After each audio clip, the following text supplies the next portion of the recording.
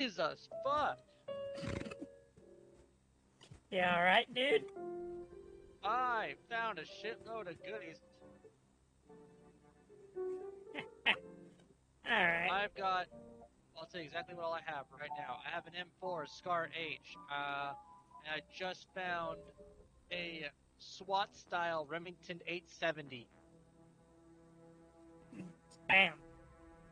Yeah, Devil Dog over here rolling around in hardware. No shit. And I already got internal suppressed Remington. Wow. Yeah, really rolling in. Jesus fuckballs, Batman. Just can't fucking win. No, you can't. Alright, everybody. I need gas. Yeah. Alright, everybody, so, like I said, we're gonna be going through Super Liminal. Again, I mean, this is a fun game, and I love going through this anytime I get a chance. Yay, I found gasoline.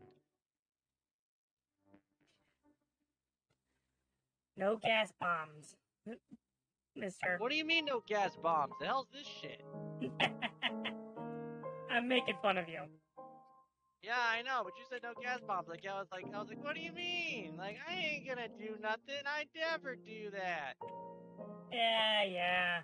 You keep telling yourself that, Mister State of Decay 2.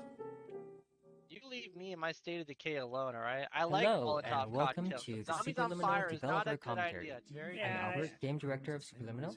Myself and the rest of the team will be popping up every now and then as you play. With subtitles open, you can see who is talking and what their role on the game is. From the Sculpt technology provides safe and effective dream therapy while you rest in the comfort of our Well, good news is I got transport. Bad news is not the one I like, but that's okay. Overflow parking lot at the university. It's got wee woos. From the Sculpt, we will make your dreams come true. Alright. Wee woo. Wee woo. Wee woo. Wee woo. Alright, Patrick. He's just standing there. Hi, my name's Chris. Menacingly. I was the producer and designer on Superliminal. Hi, this is Will O'Neill, and I was the writer on Superliminal. For hire. It's pants Okay, on so fire, that very Patrick. beginning of Superliminal Yeah, is well, actually you one would of the know. last parts we finished. Throughout development, we created so many different introductions to the game. Not all of them were cutscenes, like that one, but we ended up feeling that in-game video sequence offered a really smooth on-ramp that let us set the framework for what's to come. By keeping it grounded in the world, rather than just a video, we felt it to be a good way to get you situated in the game and aware of what's up. So, when I wrote the opening line of, "Are you filled with feelings of self-doubt?" at the beginning of the game, I was definitely envisioning a player immediately, unconsciously responding. No, that's why this one gives out the play cards. And of course, the purpose of that is to sort of pull you into the idea that you're not playing a character in the game. Every fucking zombie's a goddamn plague zombie. They all just look at me. And of course, making it clear that the clinic itself is not necessarily the safest or most prestigious place to get treated creates an immediate tension. Especially when the very first thing you do in the game is accidentally sign away. I mean, I don't know why. I'm the goddamn, like, snack, alright? You're the goddamn buffet.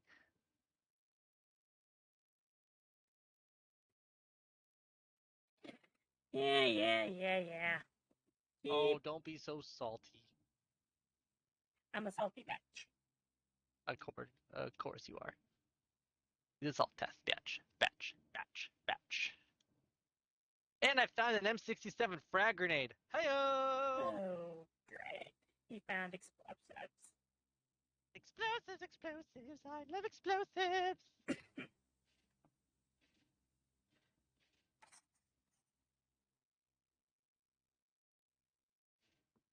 Right. Why are you following me, dipshit? Because it can. It's a she, but yeah, basically. Get the fuck away from her! Light in my eyes, and now it's gone, and I am now blind. Alright. Give yourself the cure, dipshit. Don't you fucking die on me.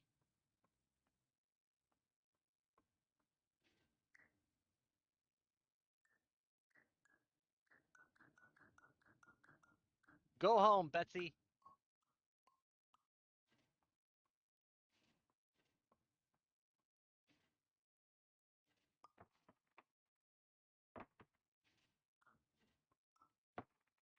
Oh, that polymetric lighting is amazing.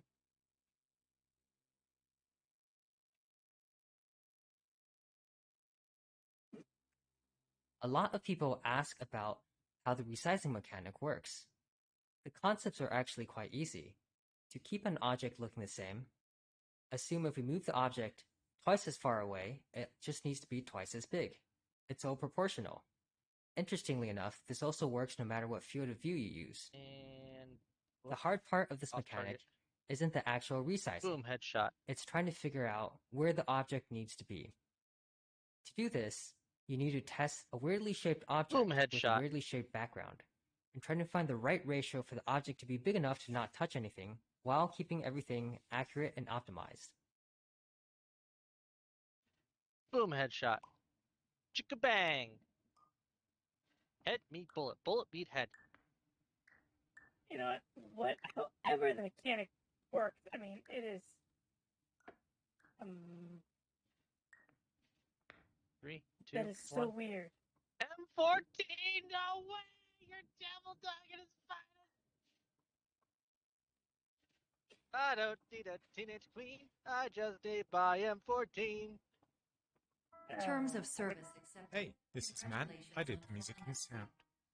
This very first jazz piece in the game is called I Wonder, and if it sounds at all familiar to you, that's because you just heard its melody and chord progression in the Somnoscope TV jingle back at the start of the game, which I called Smooth Wonder. Bolt actions never break or jam? What is this shit?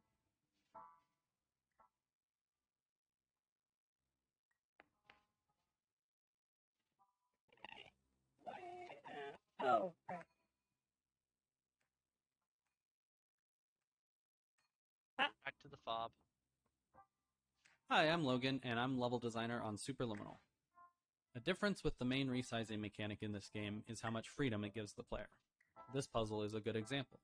In most puzzle games, if you put an object on a button in this scenario, the object doesn't need to be moved anymore. The key to unlock the door removes the key from the problem space. But unfortunately, in our game, you can just turn around and grab the object from any distance away. Therefore, we've gotten good at adding barriers in many places so people won't carry an object through all puzzles forever. Confirmed. You can move freely, interact with surrounding objects, and listen to messages from your patient care team. Please note that I am the standard orientation protocol and that my voice has been explicitly chosen to remind you that I am not a part of your patient care team. I do not care. That is trippy. That one always gets me, this right here. Just how that perspective works. Okay, let's put that away. Let's put that away. Let's put that away. Put that away. Put that away. Hi, put that my away. name is Alex, and I performed gameplay programming on Superliminal. Okay, apparently I can't. When I joined the project, there weren't really any menus except the absolute bare minimum to get the player into the game. And there wasn't any keyboard support either. Oh, wow. So the first order of business was to add proper mouse and keyboard support. I got to the one magazine left. The hardest part was supporting switching between the two on the fly. I need more pew pew ammo, please. When the player's going to do it, and it could lock them out of the game. You gotta have to say. With that only got the ammunition. I started working on controller support. In terms of the menus, there wasn't much work to do. The pad basically acts like a keyboard. But gameplay was quite a different story. As we approached launch, we all agreed that controller support wasn't quite up to par, and so we shipped without it. Adding it around because I don't want her to get killed. I'll feel bad. Wow. To make controllers feel as good as mouse and keyboard, I wrote a bunch of code to modify how controller input is interpreted. Who's to poppers? For mouse and keyboard, input is more or less one-to-one mapped to player movement. So you move the mouse and the camera turns. Roadkill. But that doesn't feel good with controllers. Trying to pick up a very small object, say a chess piece, could be quite finicky. In the end, I made it so looking around accelerates the longer the stick is pressed, and behaves differently based on whether you are looking vertically or horizontally, and also while you are holding an object. Right, I need more. Probably the biggest change was a quote-unquote auto-lock feature. which draws the focus to a grabbable object as your cursor gets closer to it. All these changes culminated in controllers feeling much more. What are you doing, Steel? I know what you're looking for, beggar. Yeah.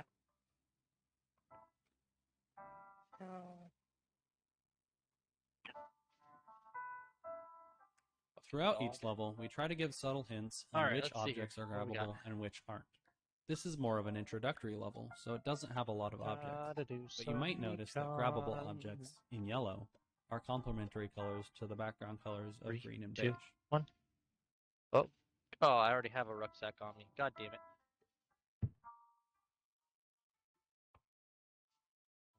3.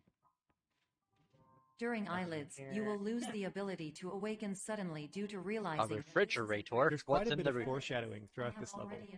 We wanted to hint at the mechanics that are going to come later in the game. Too bad I don't For have example, a 22 caliber the weapon. projection, the clone, and the portal hallways later on. Little things like that feel like visual treats when you're playing this level, but serve as fun reminders when you play for a second time that we kind of told you the whole thing all along. Okay, so I've never actually noticed that.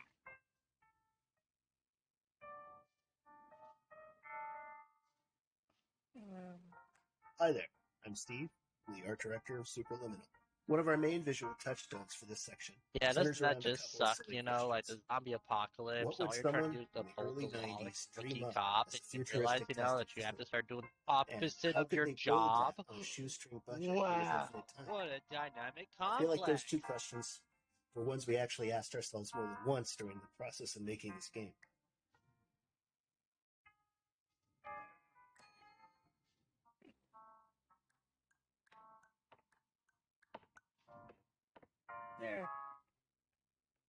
There. Warning, you have deviated from the orientation pathway. At the Pierce Institute, patient safety is a keynote in our corporate priority tetrahedron. A variable degree of force can and will be authorized to ensure patient safety. Please return to the orientation pathway.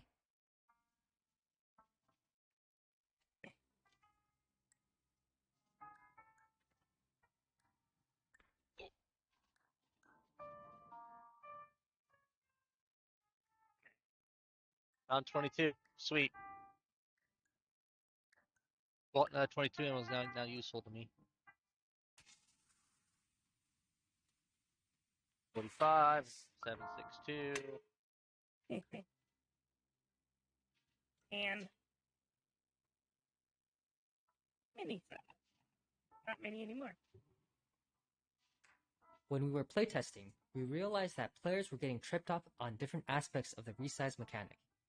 So we tried to make each puzzle in this level teach a specific action. The cheese puzzle is a way of forcing players to make something from very small to very big, and the puzzle after that is the opposite. This broken window puzzle is to teach you how to make things small and fit through a hole, but at a distance. Get in, lady, so we gotta go. Simply walk up to it.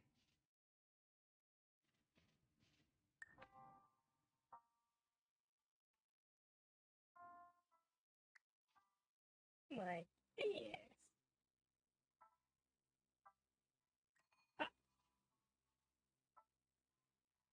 All environments perceived during eyelids should reflect a typical mental state.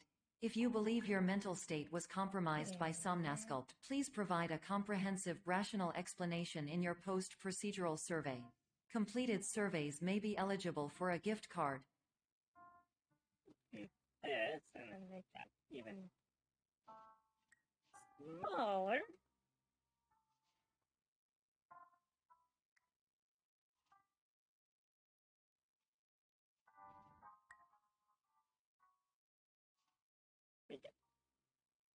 Really tiny.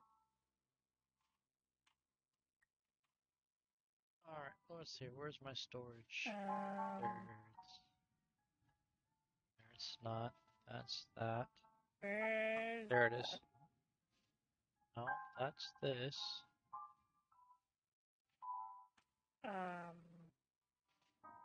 That's... Ah, there it is, right there. I don't know where the cube went.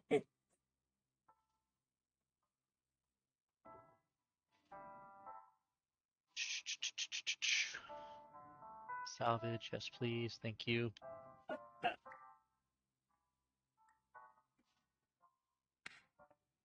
There we go. I have any question how that happened. We had this looping hallway for a while, but it was very nondescript and players got confused on where they were and they would get turned around. So our artist Steve helped mock up some windows and landmarks so people could tell where they are. Immediately, we found that playtesters weren't getting lost anymore and understood the moment. But at least we're above half a tank, so that's the good news.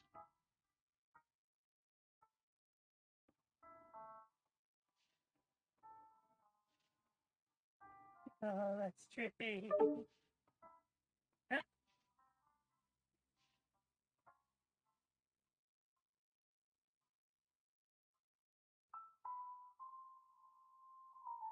Well, okay. Well, you decide to dip out. That's fine. Our core game mechanic is so novel that we immediately drew comparisons to other quasi-sci-fi puzzle games. And since our game is about playing with and subverting expectations, we wanted to lean into that and start the first level with a kind of test chamber aesthetic and immediately break that going forward. Narratively, this space is what Dr. Pierce planned to have his dream therapy program look like before it all went wrong.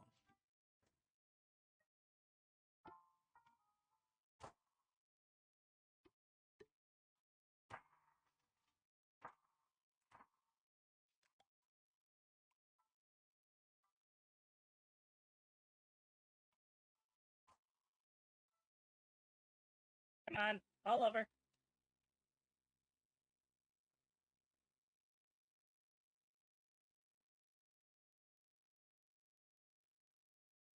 Why won't you fall? Dang it.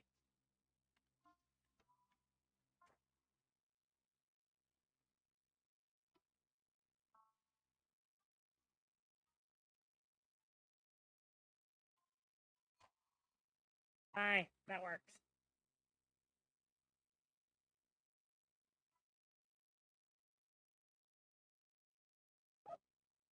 No other commentary? Okay. Please stand by for polite recognition on your completion of the Somnasculpt orientation.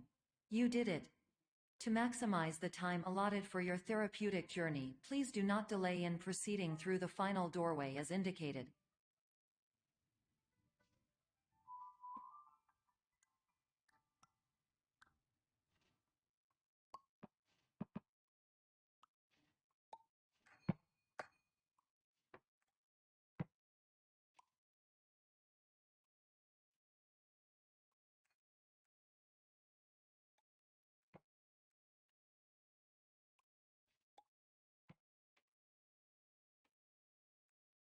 There we go.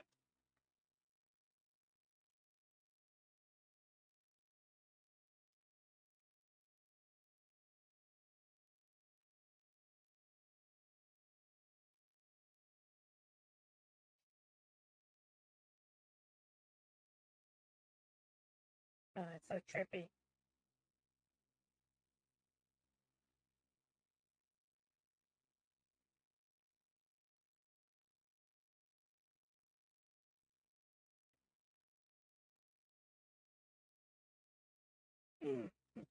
Whoa. That's trippy too.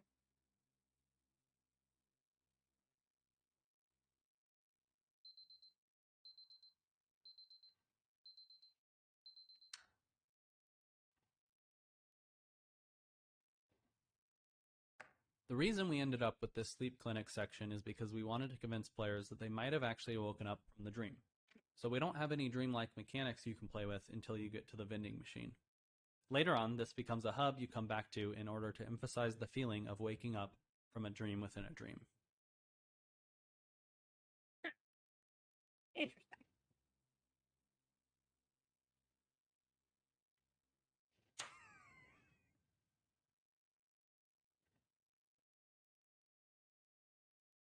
Reception.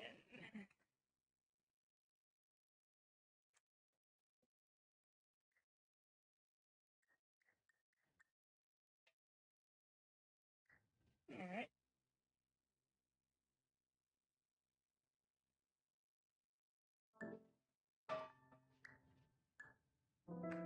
We want the first moment of people walking into this hallway to feel different from other first-person puzzle games.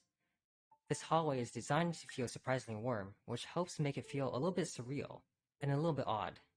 Throughout the game, we're bouncing between these two feelings, the feelings of warmth and coldness.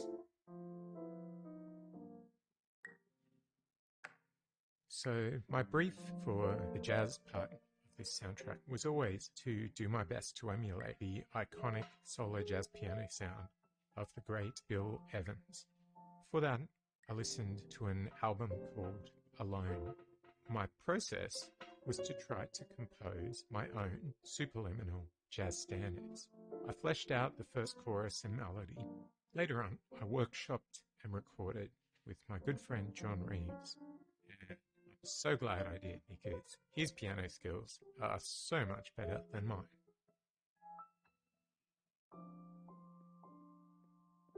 Oh, that is trippy.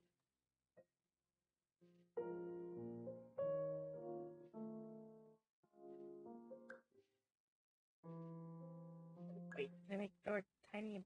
Make a tiny door?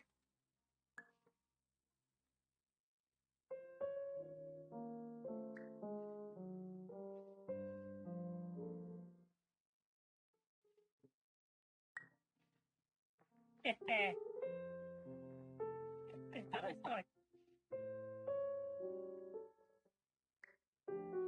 I put the key in the trash.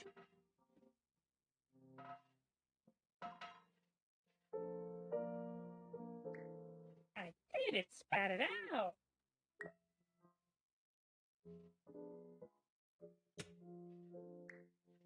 Will it do that in every trash can?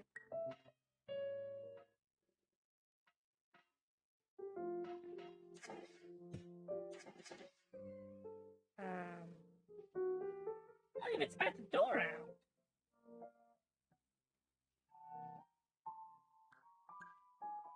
Okay.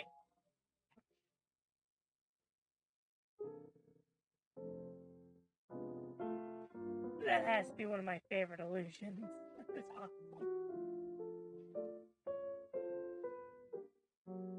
This one was trippy. Oh man, that was actually bad, but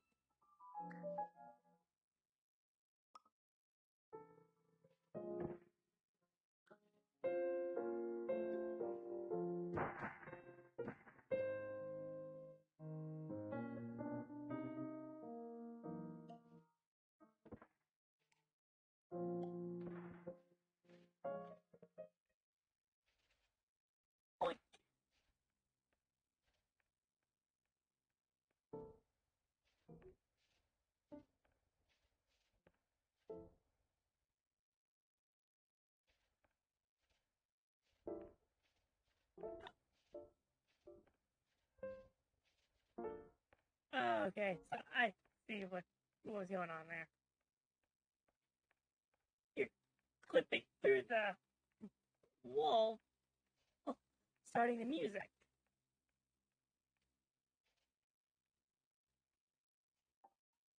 Yeah.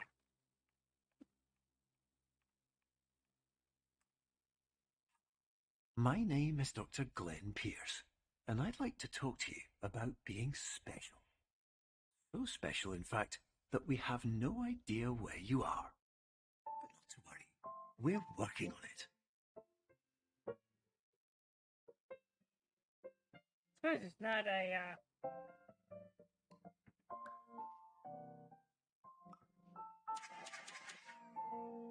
actually surprised there wasn't a commentary here.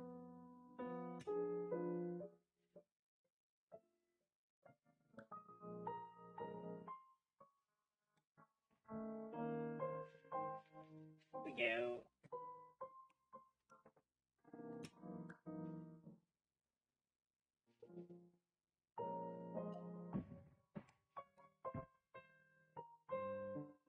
In the hay.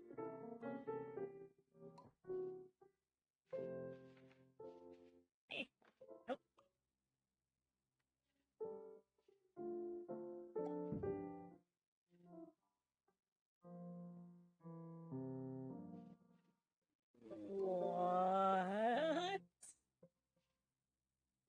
I never noticed that.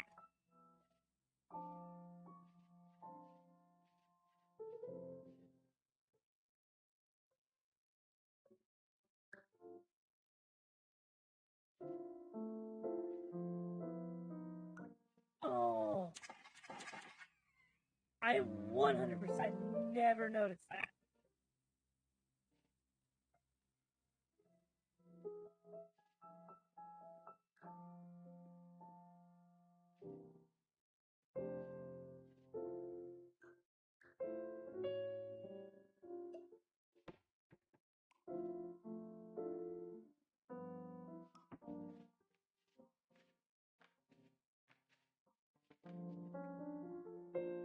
Hi, my name is Ryan, and I was the principal artist on Superliminal. Optical's Pink Hotel Hallway was the first area we nailed down visually and served as a starting point for how we approached the art for the rest of the game. We wanted enough decoration for it to be interesting to the player, yet it couldn't have too much visual noise, or else the player would get lost and overwhelmed. We made interactable objects the complementary color of the surrounding environment, which helped them pop more and feel more important. After we were happy with how this part of the game felt, the rest of the locales came together much quicker, and we required less iteration.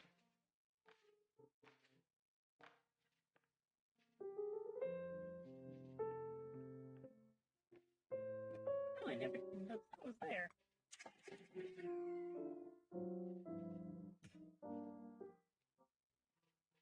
I swear, there's an achievement for pulling all of those.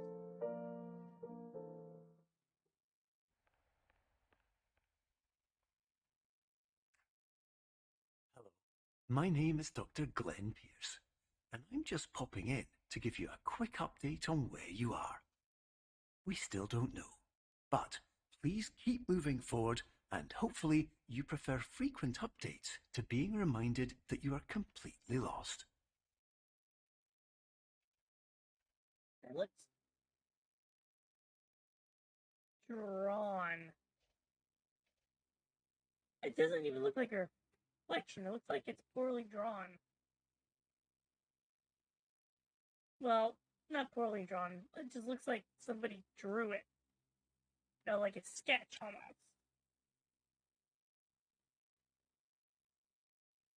What the heck?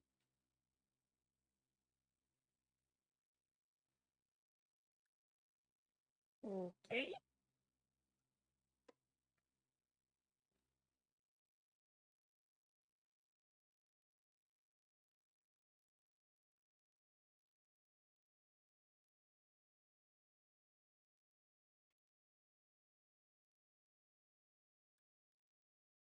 Oh, that is so weird.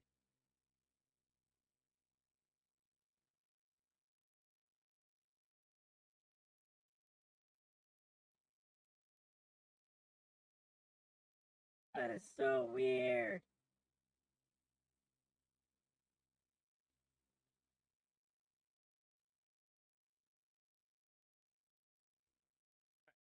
My name is Phil Fortier, and I was the graphics programmer on Superliminal, and I also worked on some of the Easter egg design. So in this warehouse, you'll notice that there are actually 4 exits to the room, and the level geometry on the other side of the exits would actually overlap if it existed in real space. So to make the level design a little easier, we used our portal tech here. So the exits to the room when you leave the room are actually in vastly different physical locations within the level, but hopefully it should be all seamless for the player.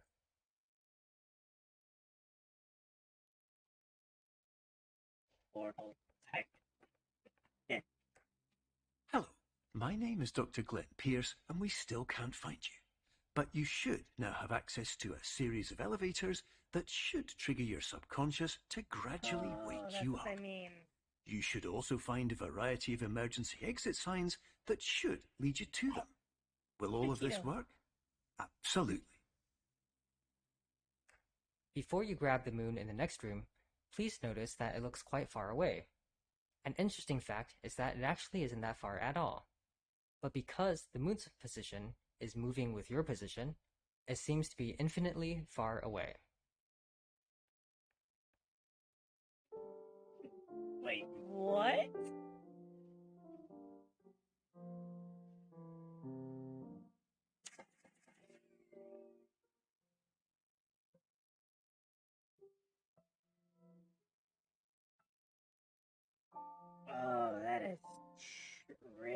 be.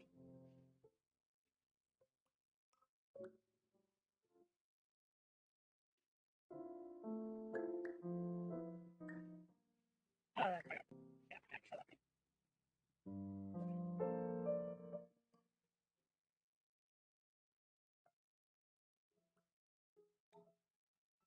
What are you doing? This puzzle has the problem of requiring the room to not have a ceiling, which resulted with players wanting to escape the room. In a later update, we added a secret area above this room and a bunch of other secret areas based on where we saw players going.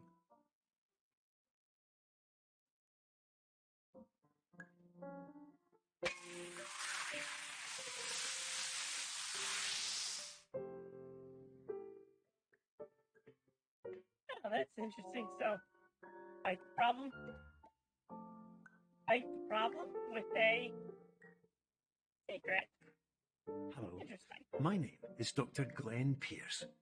In the event that this elevator does not wake you up, please don't interact with anything that strikes you as psychologically significant, as we will no longer have any way of controlling it. For example, if you see your parents, please punch them in the face as hard as you can and immediately run away.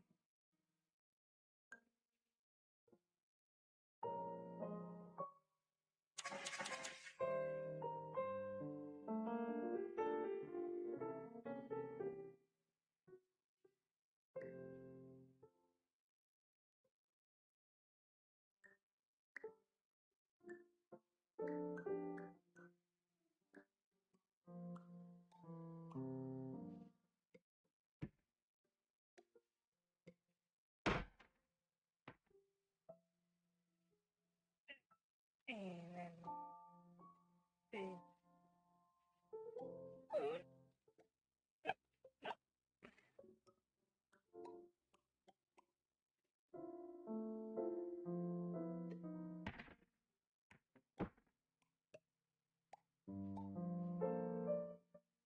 cheese.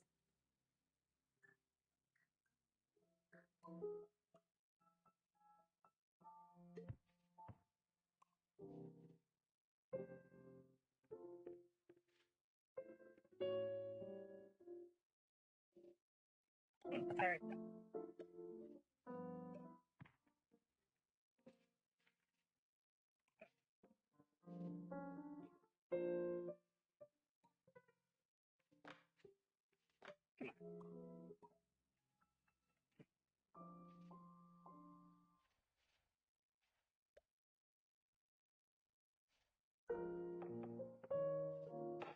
No! Bang it!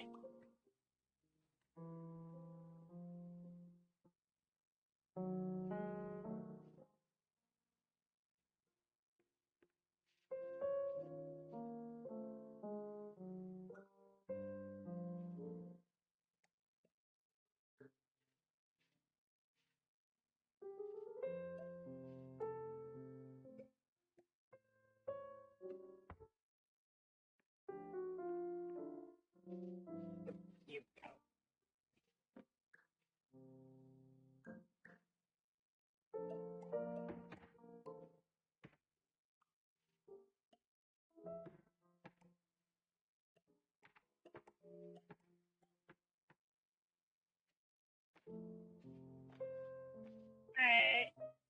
Inside.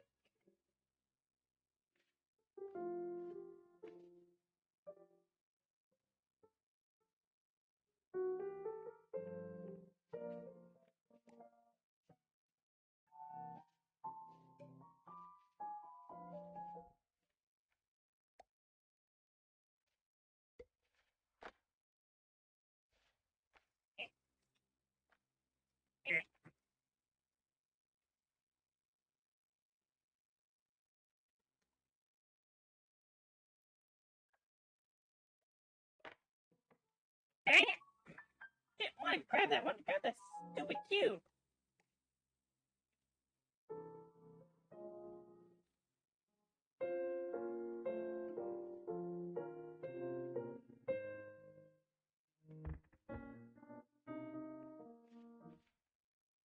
There, gee. Oh, that's weird.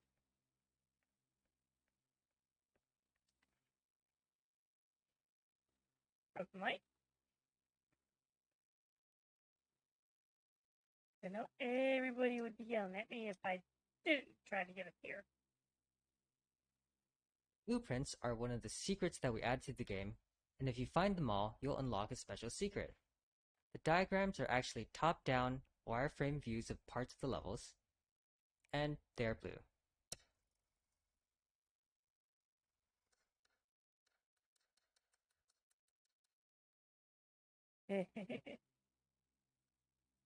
What that looks like from underneath.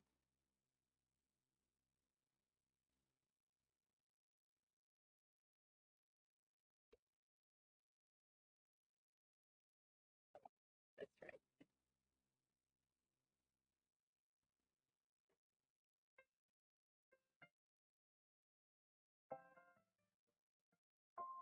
Yeah, that's cool.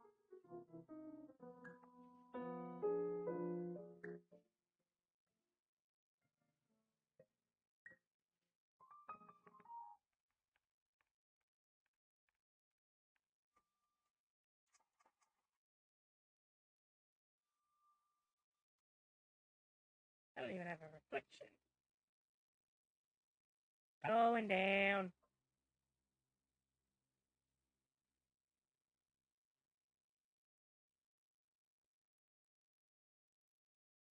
Hey. Or hey.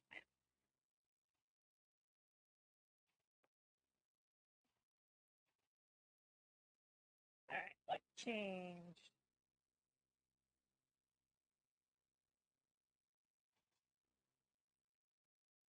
Reflection.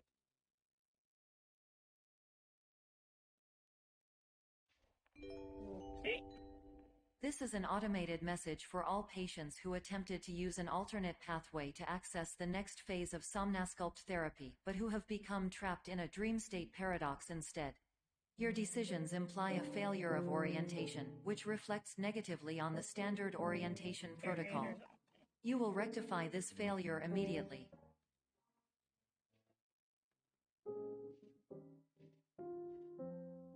Perception is reality. You friendly doctor. Yes, we'll get through this.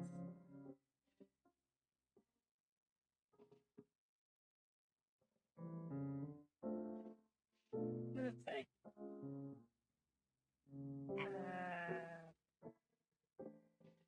I have no idea.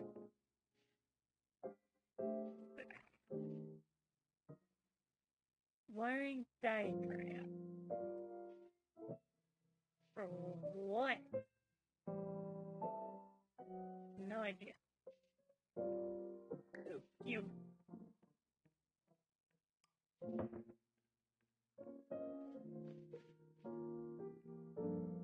So the standard orientation protocol character is obsessed with proper orientation, and that makes her kind of thematically antagonistic to the idea of truth being, intrinsically tied to perspective. But to me, the fun part of it was writing her as being cruel without there being any actual malice to it. Like, she has nothing against you personally. Her programming simply can't see beyond proper orientation as being the only thing of any value to a Somnasculpt patient whatsoever.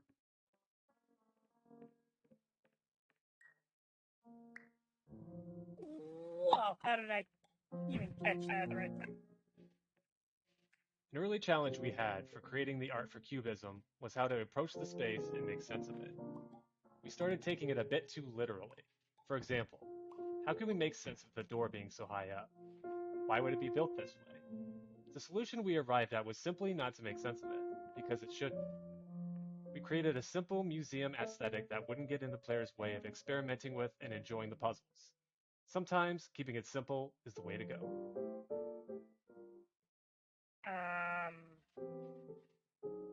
I don't think I was supposed to use that cube.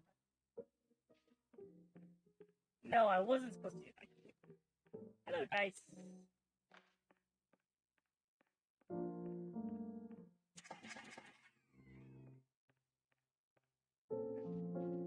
What?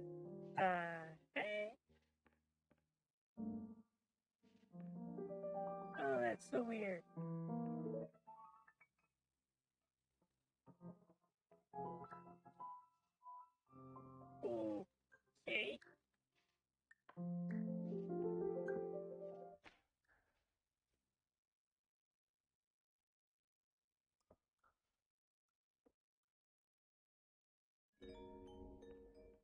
Professional tip: the average adult can only withstand 3 Between to the 5 colorful drinks dream per hour. spaces, we have these, what we call back areas. These back areas serve as the backdrop to everything. They are where the dream spaces are built, and also the service hallways in between them. We wanted to give them a colder, darker feel to contrast with other spaces in the game.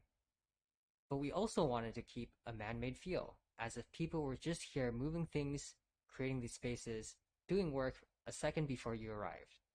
Yeah, it reminded me a little of Charlie Kaufman's Synecdoche, New York, that idea of building a world inside of another world.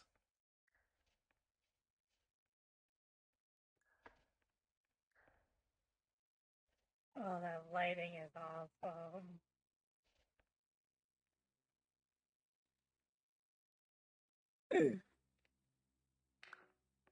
Oh man, those are some messed up looking dice. Wait. That always messes with me.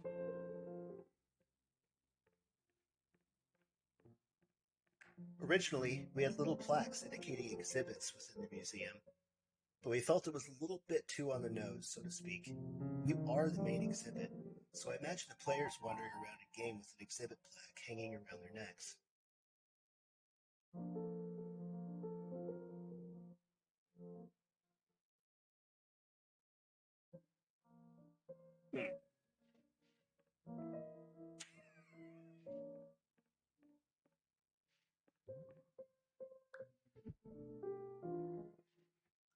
Oh, that's weird.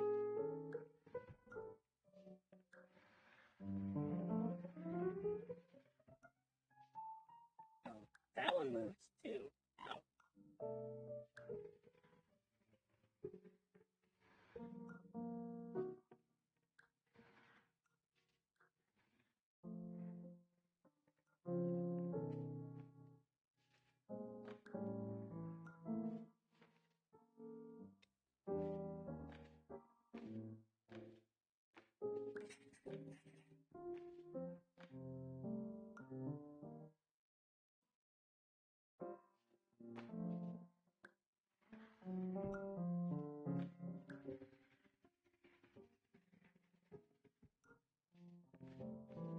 Yep.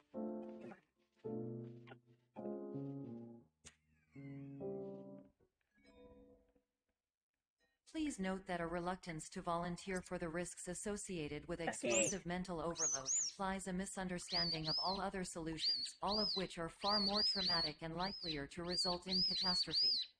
I am not capable of suboptimal suggestions. Please exit this dream as soon as possible. Ouchie, ouchie.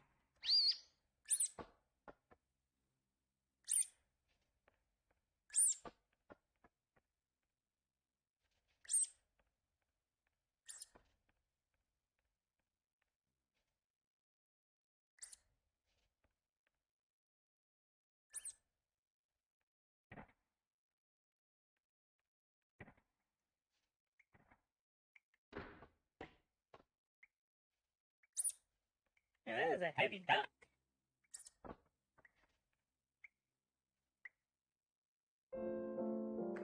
Not all of our interesting perspective moments can be built into puzzles. Some are just great moments that break your expectations.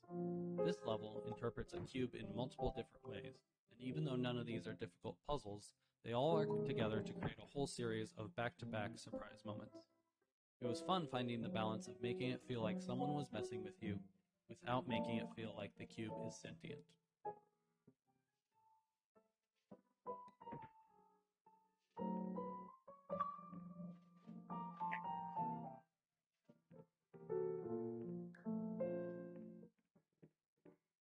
Doink.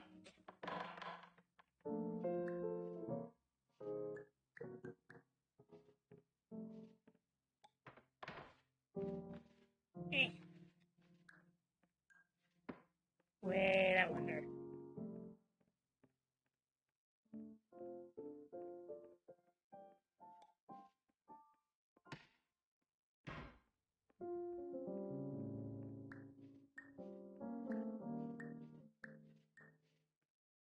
I don't know why I am trying this, but I am.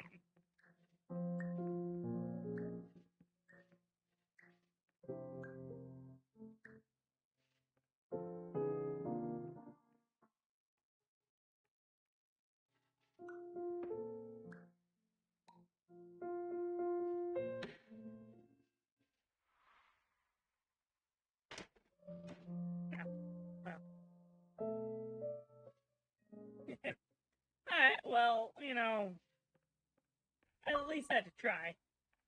Oh no.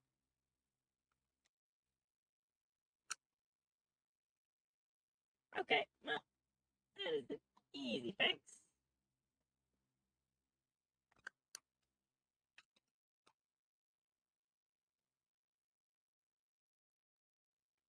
Fix.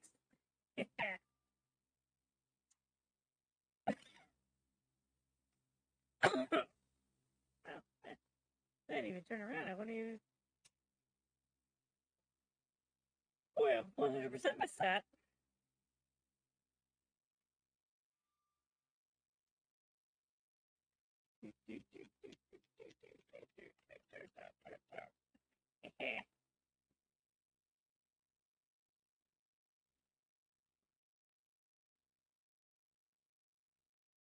Oh man, these loading screens are so good. Are crazy.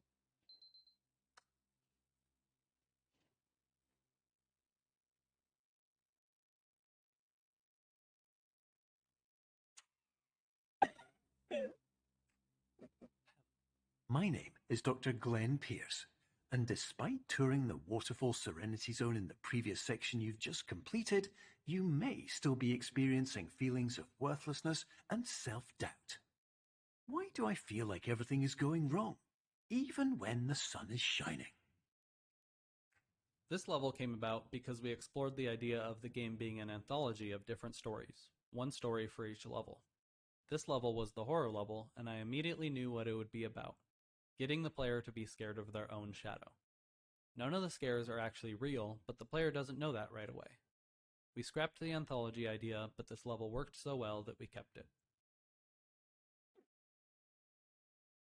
Yeah, this one messed with me.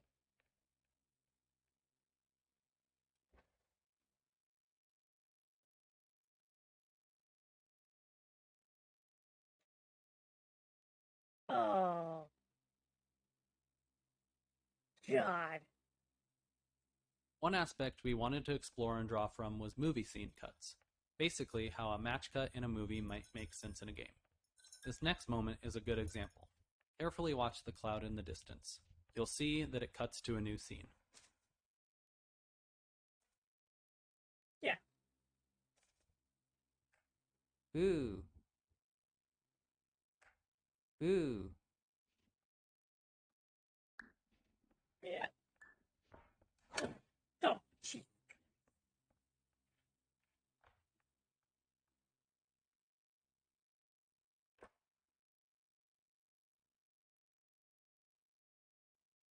I don't know why this one freaks me out the most.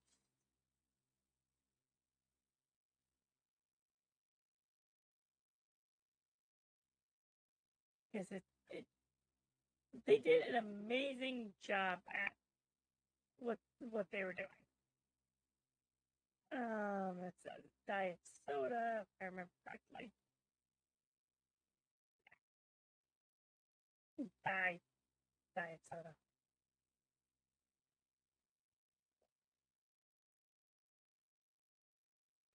Oh my god.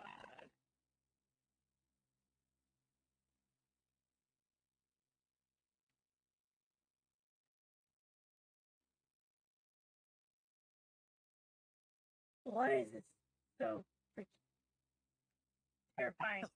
My name is Dr. Glenn Pierce, and I'd like to talk more about the feelings of worthlessness and self-doubt I mentioned before. You feel this way because you want the kind of happy life you see all around you. The kind you know everyone else is enjoying. And that's exactly why we're here to help.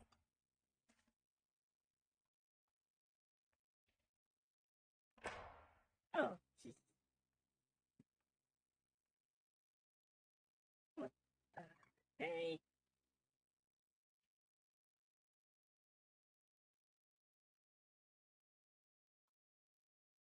Yeah, hey, at least it's dark with lights. I can see where I'm going. Warning. You were advised to subject yourself to explosive mental overload by descending into additional dreams but have now descended into a dream within a dream instead, disorienting yourself even further. You are responsible for failing to make this crucial distinction. The object used in this puzzle was originally a flashlight, but unfortunately, because of how the mechanic works, it always placed the flashlight at the end of the room, which is not a particularly useful position for a flashlight. We tried a couple of things, but finally decided to switch to an object that could glow from both ends.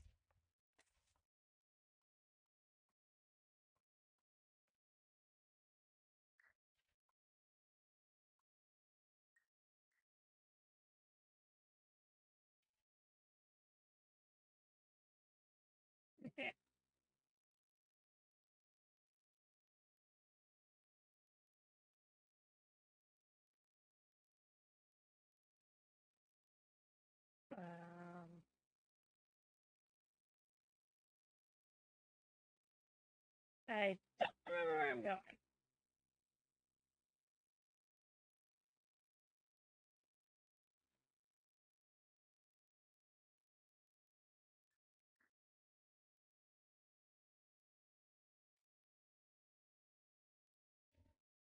Ow.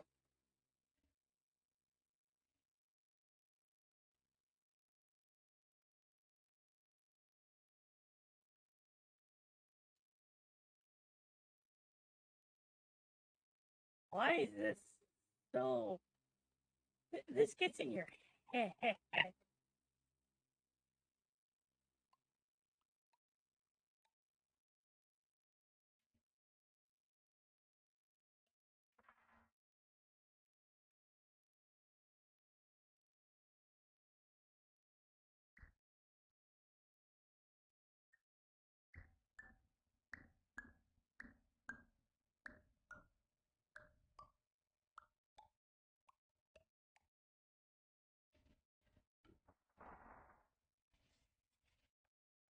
There we go.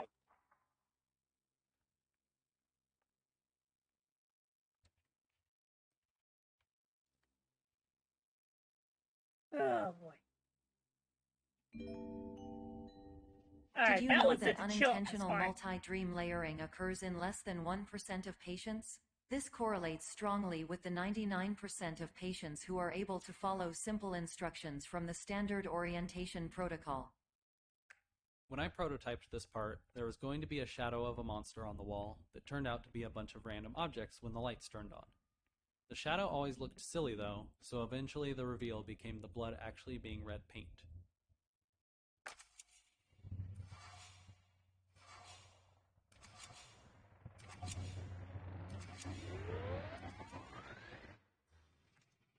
This room was one of the biggest technical challenges we had in the game. Originally, this was one huge room, but turning our dynamic lights all on abruptly killed the frame rate, so we ended up chopping the room into smaller areas, so we could hide and unhide objects from the player's view once the lights turned back on. This would lessen the amount of objects getting hit by lights at a given time, thus saving on performance. Yeah, I remember Phil even tried teleporting the player to a completely new room, but that change-up was a bit too visually obvious, and we eventually realized that chopping up the room was the answer.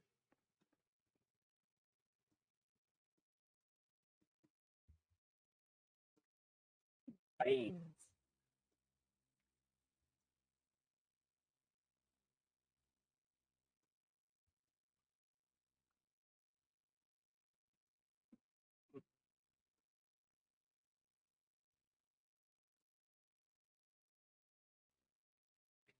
Surfing wads? What?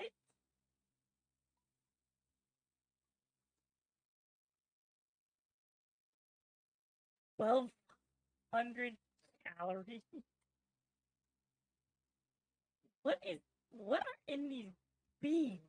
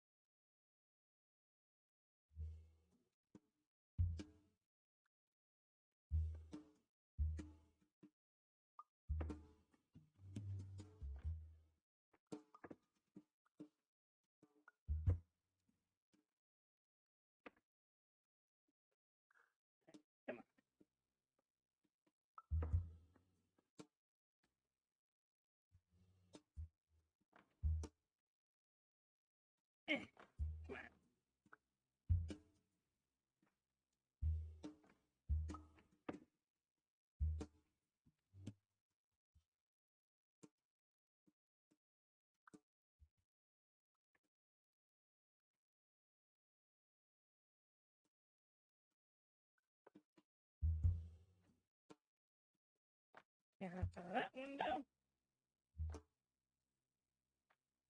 This one.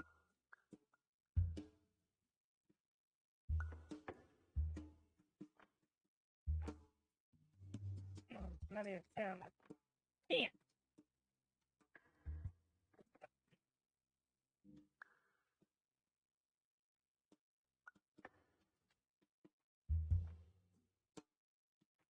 Nope. Can't get out of that one either. On the other side, that's great.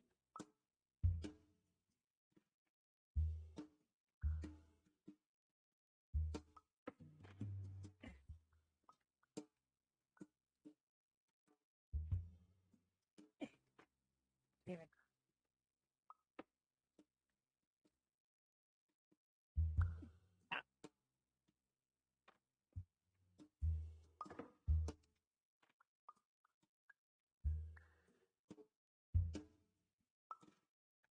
Nice. Chaz, though.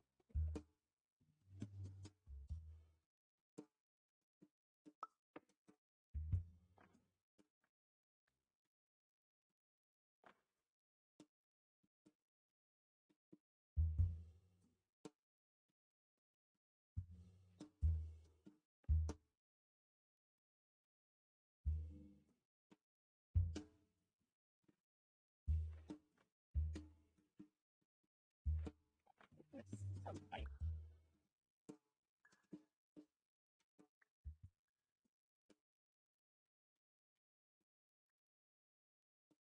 There was supposed to be something here, I think.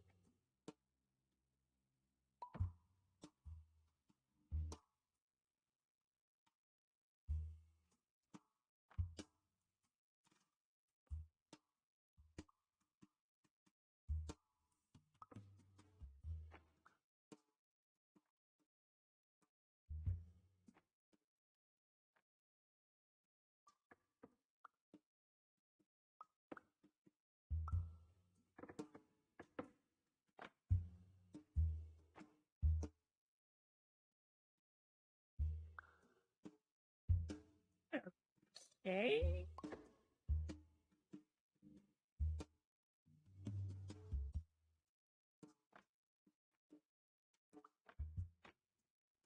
I thought there was supposed to be a blueprint over there. Apparently. Oh, it doesn't help if I can't get back over here. Apparently not.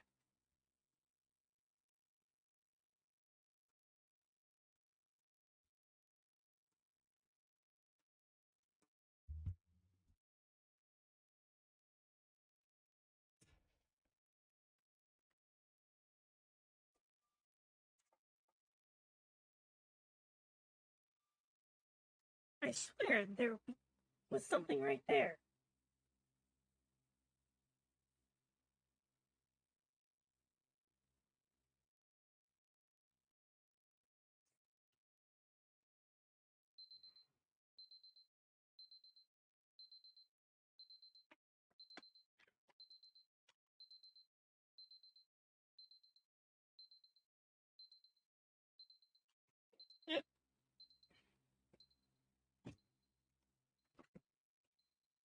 That's what happens when I drop something. We wanted to do a unique alarm clock for each level, but this is the only one that survived that idea.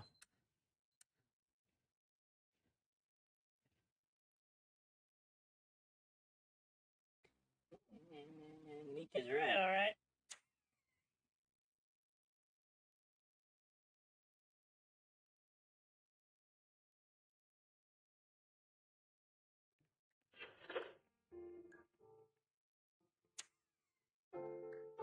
I might need you.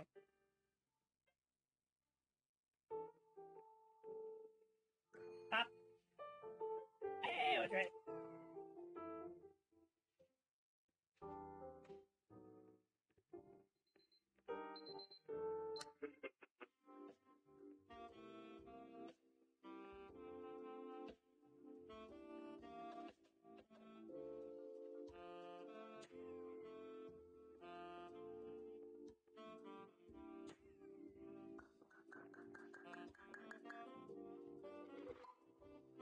That's trippy.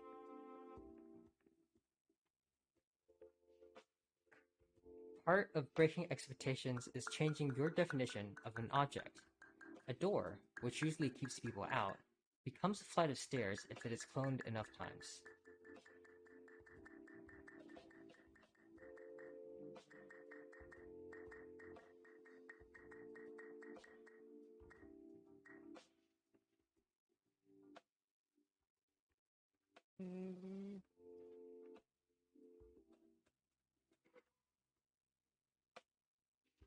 Oink.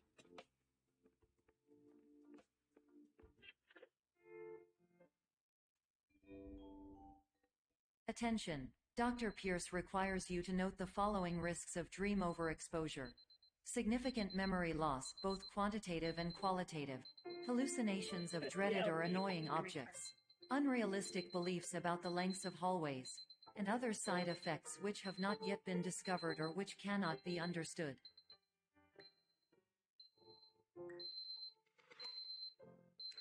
Yeah, so this right-click to return sign that I bet you didn't even notice is one of the most unread signs in the game. It comes up later, and it's also one of the most unread signs in the game there, too.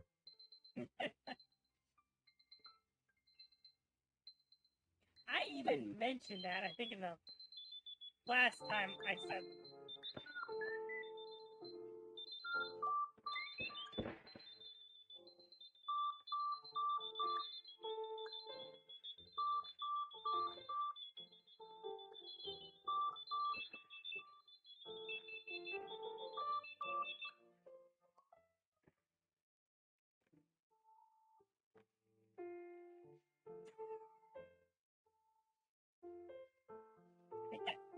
Yep.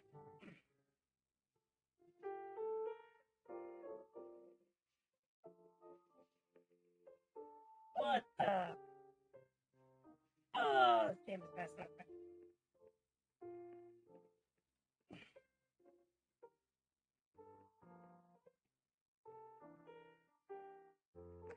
Let's talk about the smiley face. Because our goal was to break people's expectations, we prototyped a lot of weird moments like these. Some of them didn't work because they felt too meta. They would actually take people out of the game experience. This one, however, stayed because it was just subtle enough and playful enough that you could see it as a bout of insanity. What the heck? It's gone! Oh my god. Man, they really knew how to do that, didn't they? What? Aside from the core resizing mechanic, I think cloning the objects is one of the more immediately enjoyable mechanics that we put into the game. When we ran playtests, this one would always have people smiling.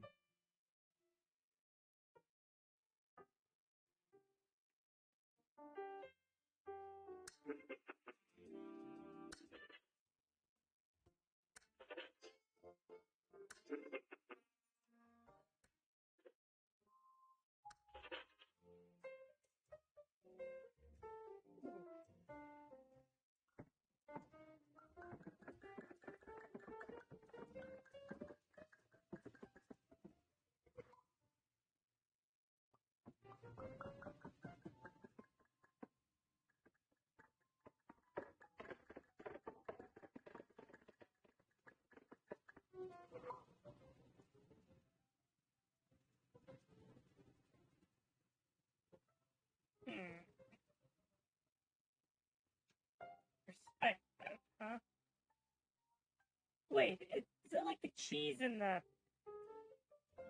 moon earlier? What?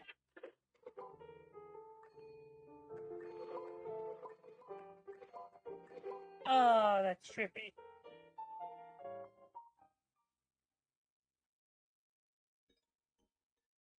Warning. Dr. Pierce is frantically submitting numerous spelling and grammar mistakes into the standard orientation protocol in a desperate attempt to counsel you. I have no subroutine to correct these errors, but I cannot compromise the integrity of the standard orientation protocol. You will not receive these messages. They would not make sense regardless.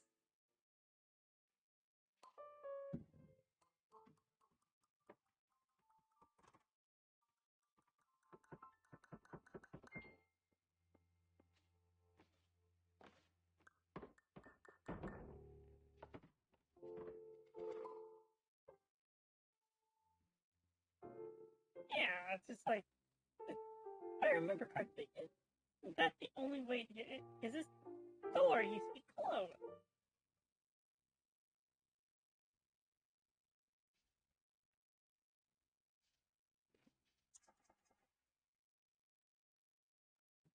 Oh my goodness. Attention. Dr. Pierce continues to input significant errors. I will interpret his basic ideas. Hello. My introductions are redundant. I am a real doctor who went to doctor school. VR has never been a mistake. I can help you, but I also do not know how. Transmission ends.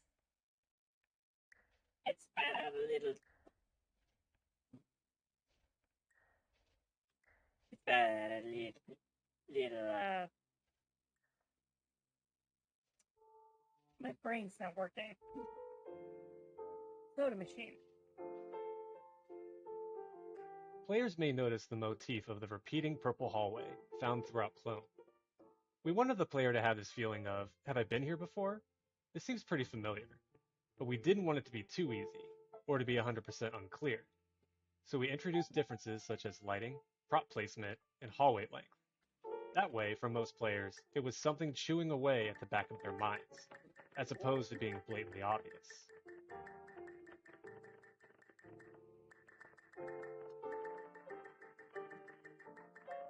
I'm gonna break the game.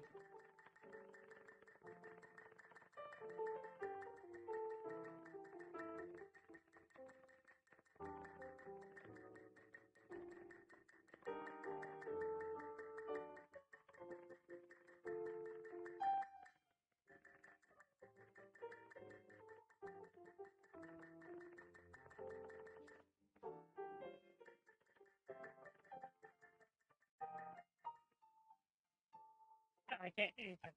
Okay. And... oh, that's so weird.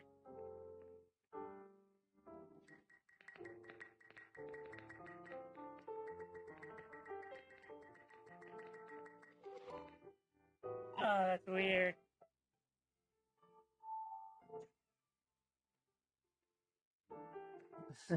Lots of credit here to Max Hoarth, who plays the role of Dr. Glenn Pierce, for really nailing this bizarre line in an impressively short number of takes.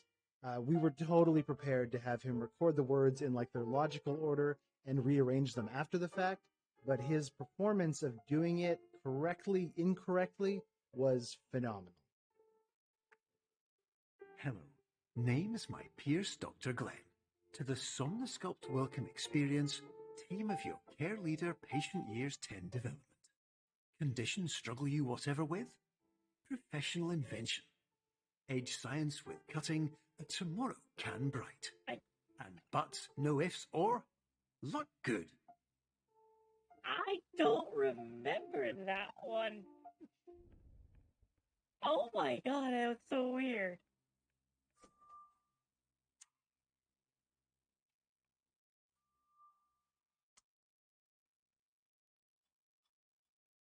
That one was weird.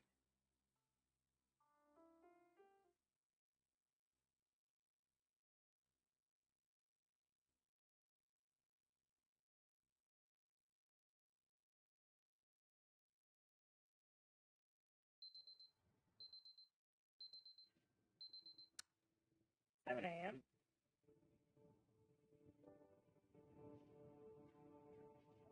Relaxation room. Huh. Am I on the other side of the...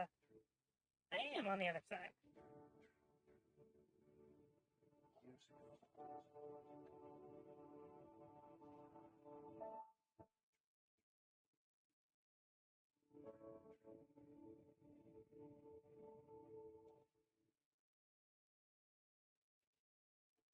Oh, I heard that.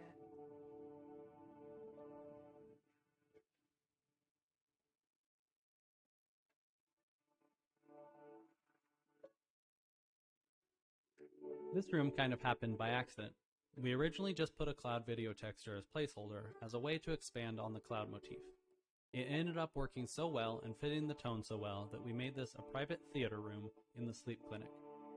It evokes a nostalgic and relaxing but slightly creepy feeling which seemed to fit the game perfectly. Yeah, it does. It is. It's a little unsettling. Hello, my name is Dr. Glenn Pierce.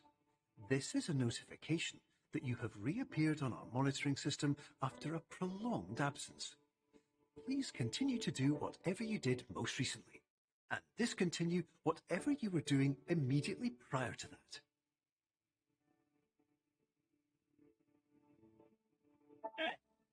So, like I said, I have played this before, which is why I have commentary on, but this sounds like the music that plays at the end when you're walking back? Oh, it was on the other side of that gate. Weird. Because normally I think you're in, what, this one right here?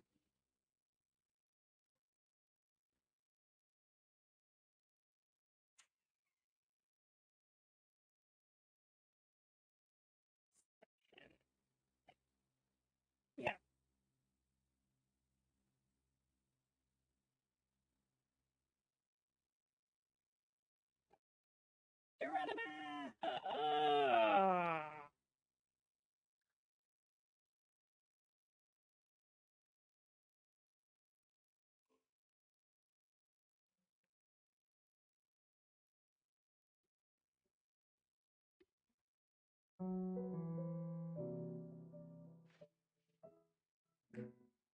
The sound effects that probably took the most tweaking were definitely all associated with the resizable objects.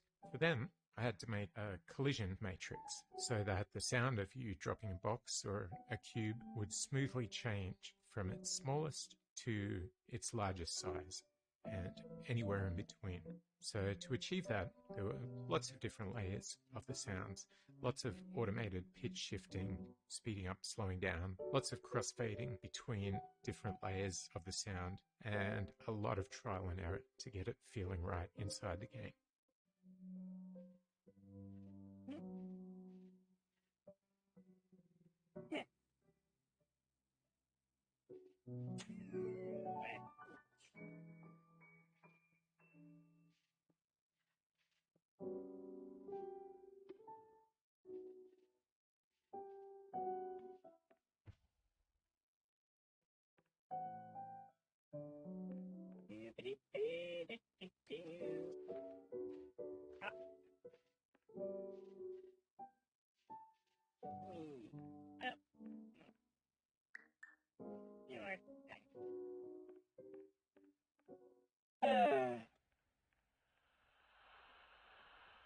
TV.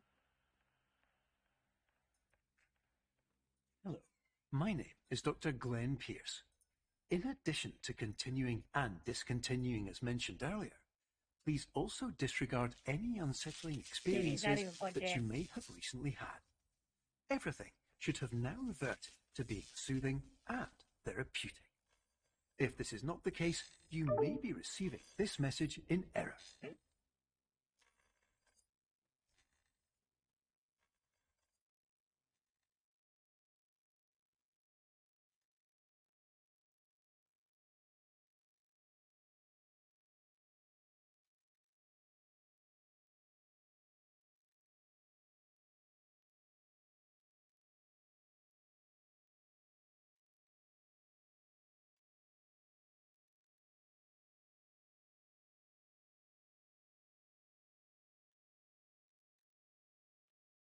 Okay, that's it. I was starting to annoy me. Okay, hold on a second, guys.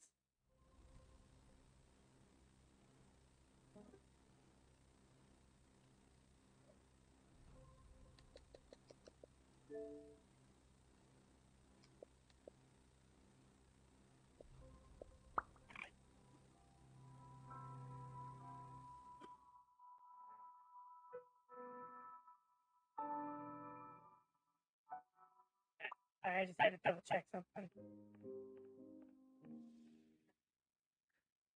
Alright. Look, it's a little fan. And now.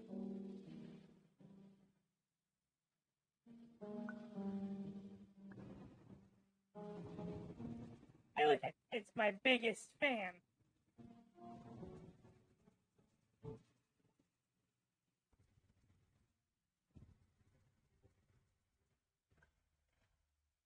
I'm sorry, that was a horrible joke.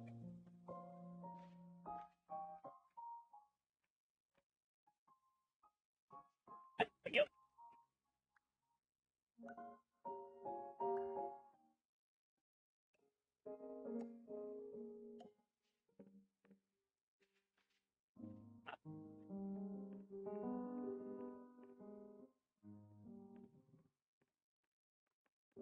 Shower.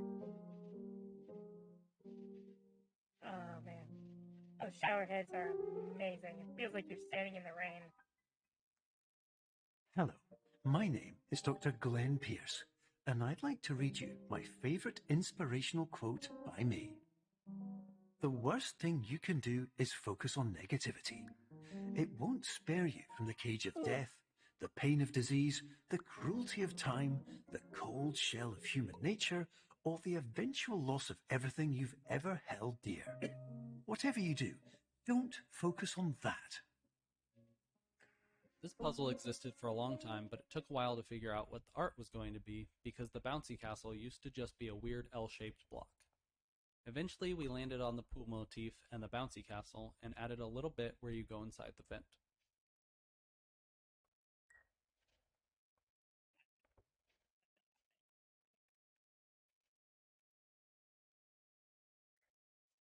I'm gonna make this tiny.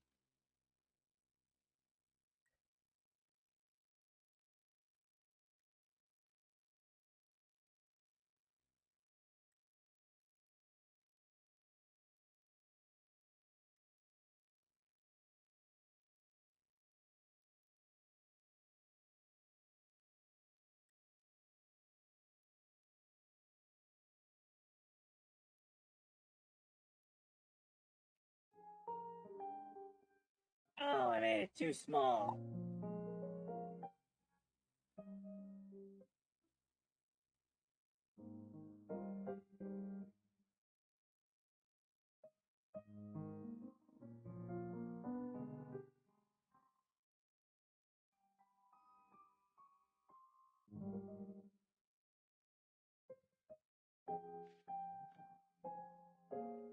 I made myself so small that I had to jump over the threshold. Oh no. Because we have portals that you can resize, the player can freely change their own size. This actually created a design problem because you could never predict what size the player was supposed to be. And if we dynamically changed the size of the geometry later on in the level, things could break really easily. So instead, we added these portals, like this doorway over here, which changes size in order to resize you back to the normal scale of a human.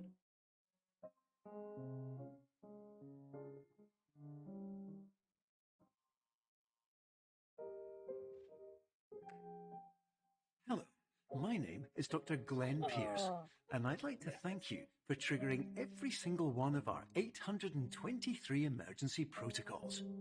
This will assist us greatly in improving the system for future patients. Congratulations. Anyway, you're now headed in the right direction, and we should be able to initiate the emergency exit protocol shortly.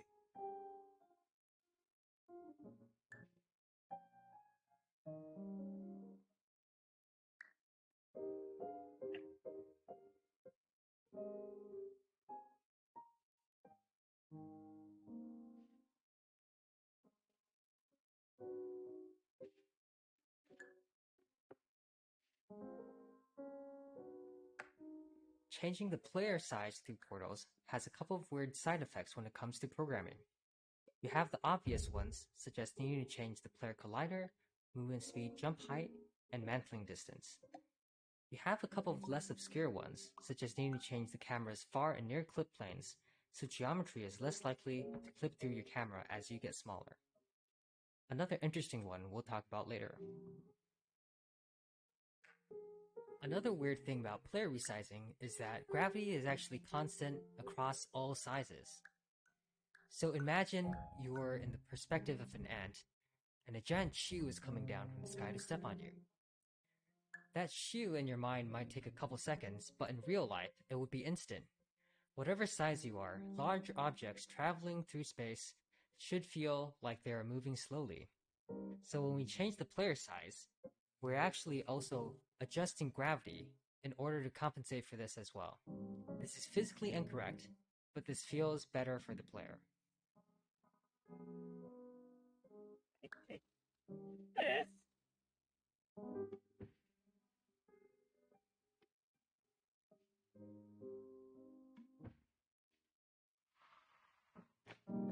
Down here, up through this, and then make this.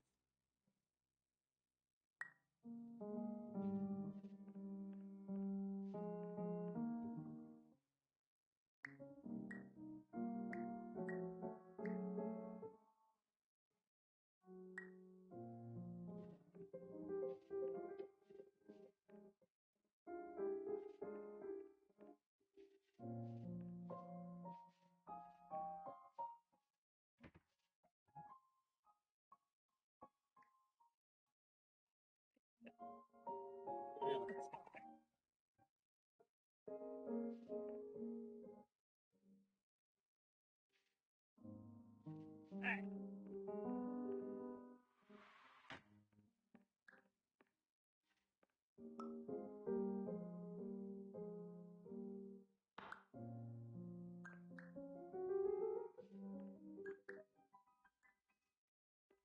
Normal size.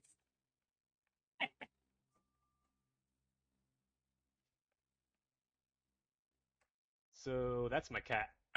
His name is Finn, and he's a good boy. And we only had a day or two left before finishing the game, and we needed to figure out what kind of posters to put in our elevators. So I decided to have a little bit of fun with it, and this is by far my favorite, of course. The Cardboard Lovers Association also makes a nice little nod to the cardboard dollhouse.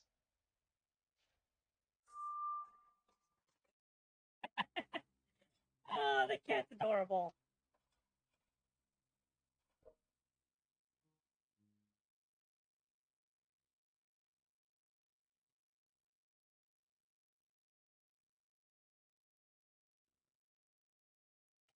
Cats can be, adorable creatures, and they can also be the devil incarnate.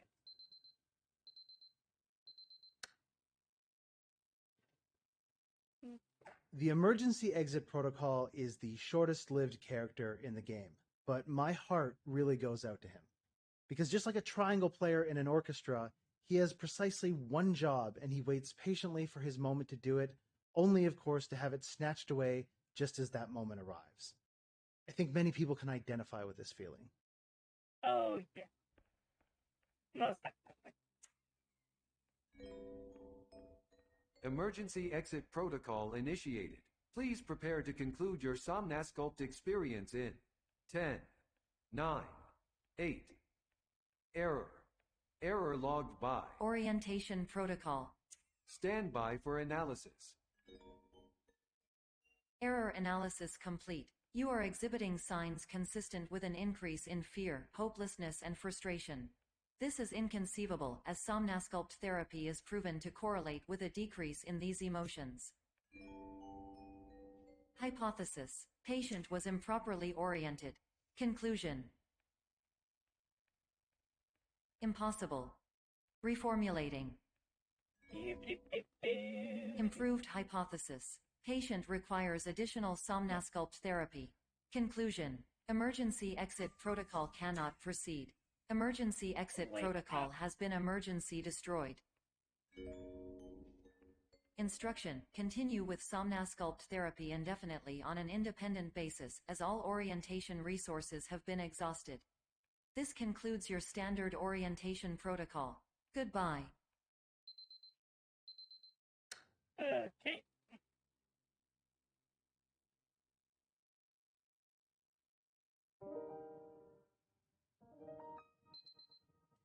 Section.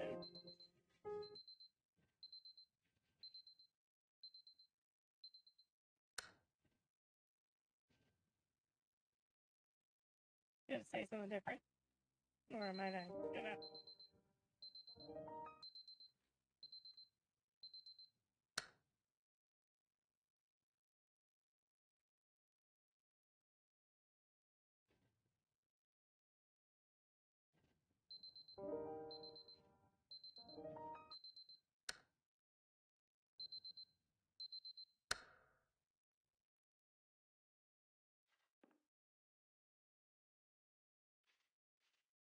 Oh, okay, that tripped me out a little bit.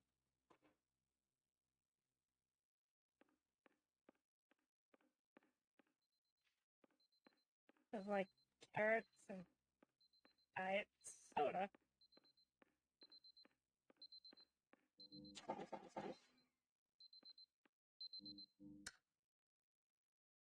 Oh, okay. Huh? Oh, that music.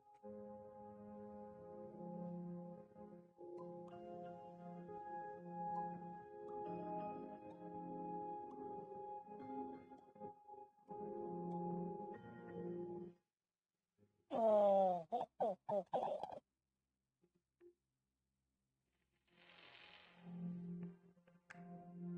Hello. My name is Dr. Glenn Pierce. Thank you for completing the Somnasculpt Standard Orientation Protocol. Before you begin the first phase of therapy, I'd like to briefly describe the finite and fragile nature of the dream state.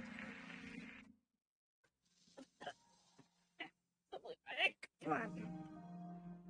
Oh, wait. I don't even know what the heck I'm doing.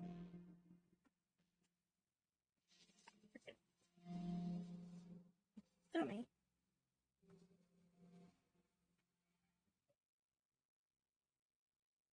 Alright. Oh man, I absolutely love this music.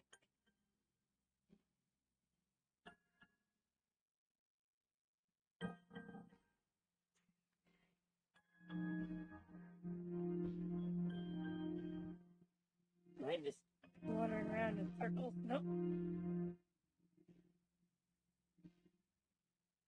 Oh, okay, that actually scared me.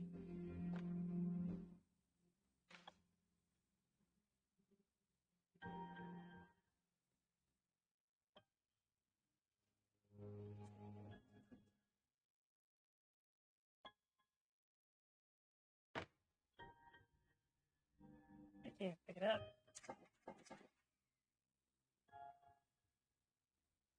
We had all these surprise moments prototyped, and so I wondered what it would feel like if we had a whole level of surprise moments.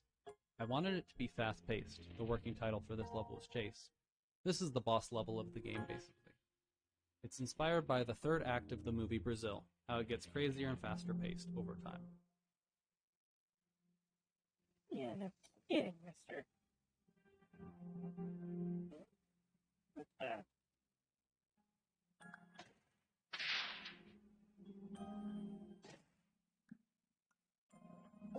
Okay.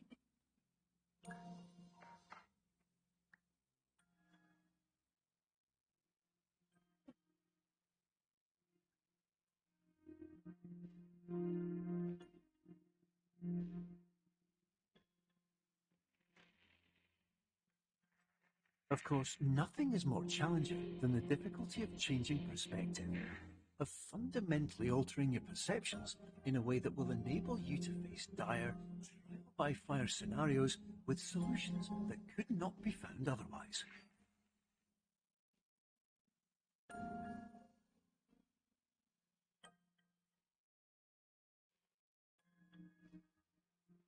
Whoa. Okay. There's.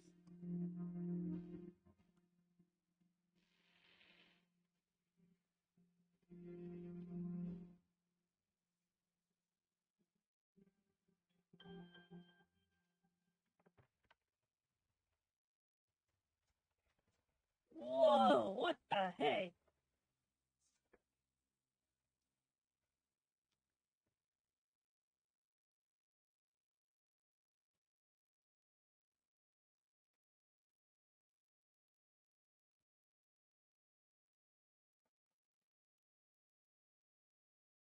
Oh man, that is trippy.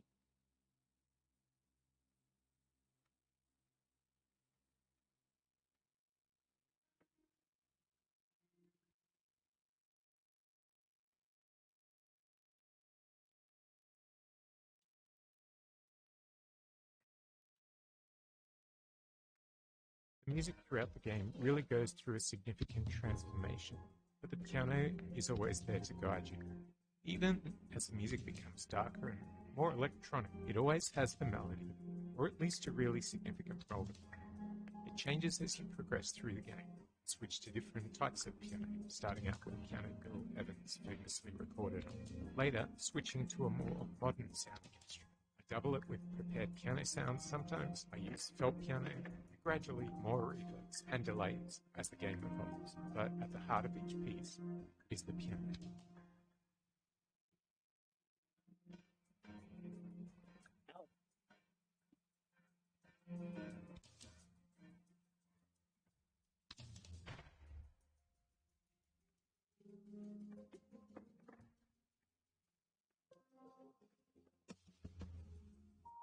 Yeah, not going anywhere.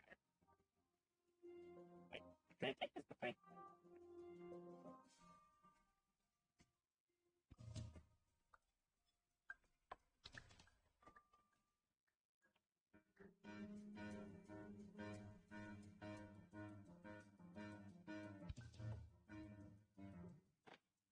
What the heck?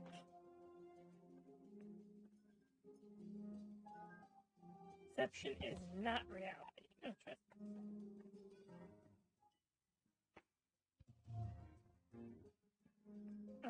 Okay, so I don't know. Outlook?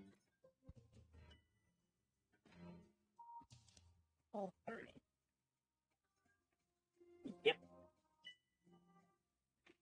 Assuming that click means that's a good thing.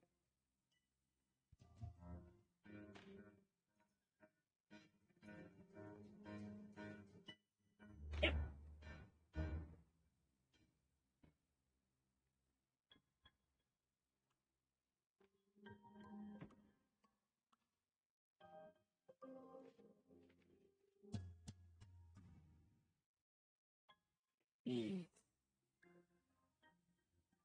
Where's that smiling face again?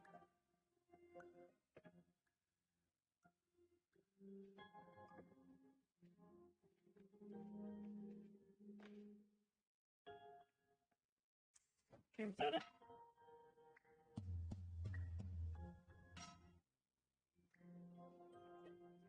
Empty? Nope. Yeah.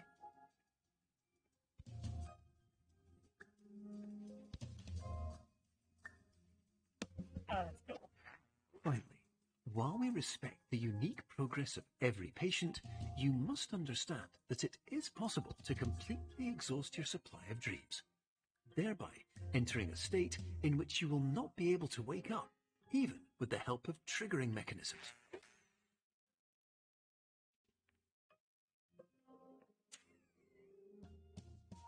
Whee! The original idea for Labyrinth was to explore earlier areas, but with a new spin on them. Sometimes it was a matter of adding new interactive moments to turn things on their head, while for others, we would take existing locales and give them a new look of paint and set dressing. Something familiar, yet fresh and unexpected. That instability is perfect for the mood and for general world building too. Conceptually, different patients will be bringing different experiences with them in the dream state. We wanted to reflect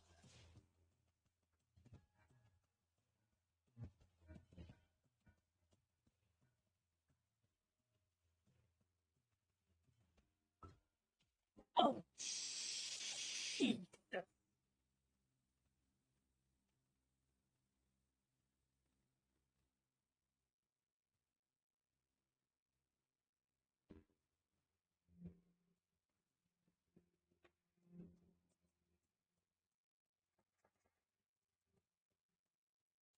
Yeah.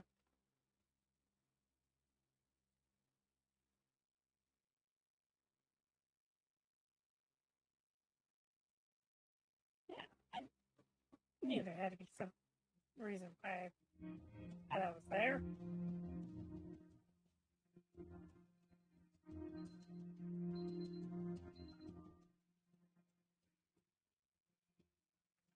When I joined the project, this infinite elevator sequence wasn't actually infinite.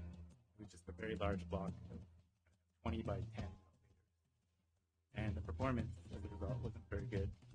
And the illusion could be ruined if you walked all the way to one side. So one of the things I did was actually make it infinite. So it's a much smaller block of real elevators, and the player gets teleported seamlessly by portals on each end. And so the end result is an infinite elevator. Just go in one direction forever.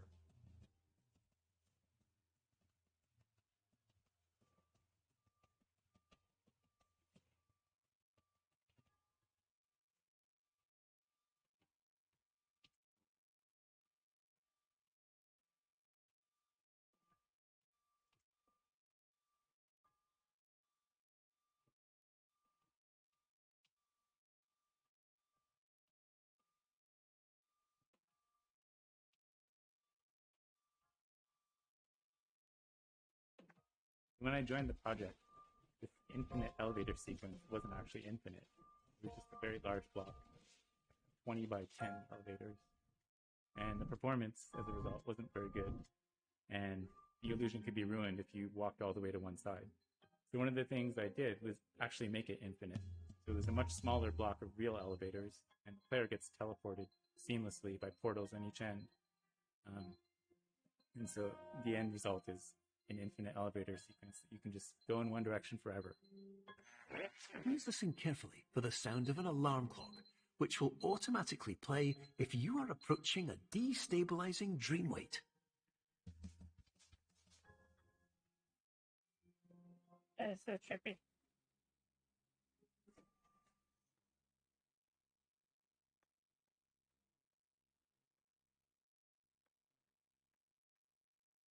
It's full.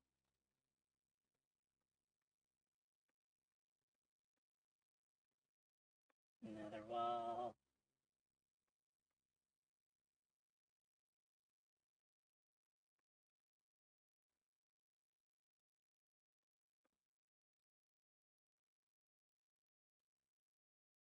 This is trippy.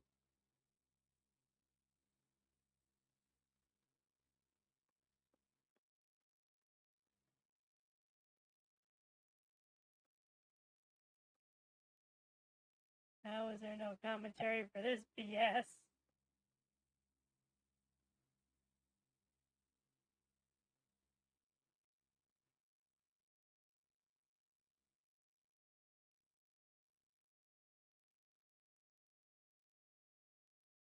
Okay.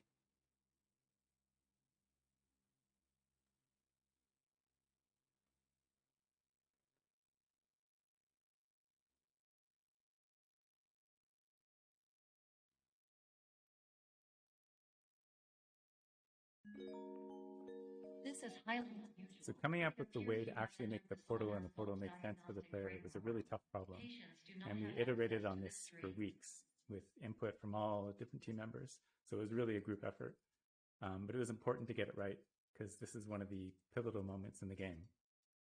And then another thing we had to do was figure out how to make the world degrade in a way that fit with the game's look and feel. And one day while prototyping, I just happened to accidentally to one of the walls in the room, and I really liked the way it looked. light map textures are textures generated by the engine offline to help with realistic lighting.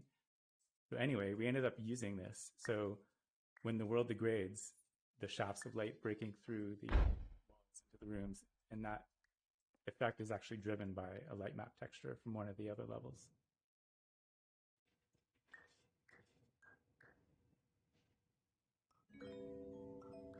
Diagnostic warning. Unrealistic use of dream objects may result in dream integrity fail states.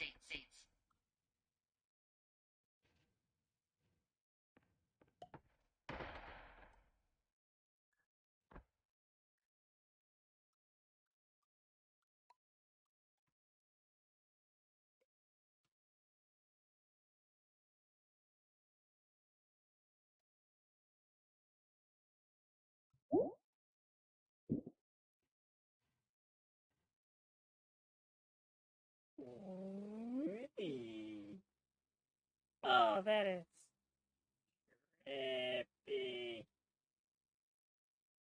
That is like crazy optical illusion.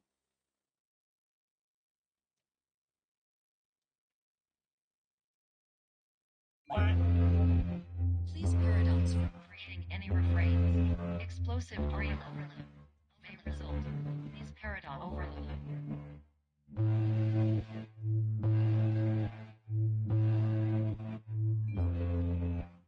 Please overload for dream explosion. Exclusion dream overcall frame.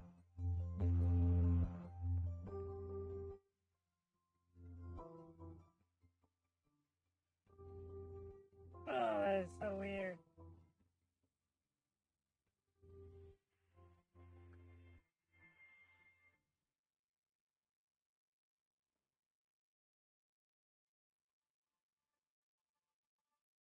Oh, what is that? Okay. Oh, that's cool. This spatio-temporal moment of wonder is brought to you by the very long but invisible rectangular portals tucked behind these empty windows, looking out into other parts of the level you may soon travel to. That's actually cool.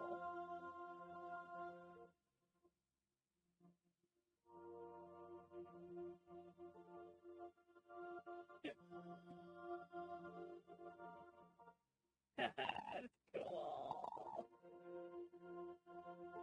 Not an exit. Okay.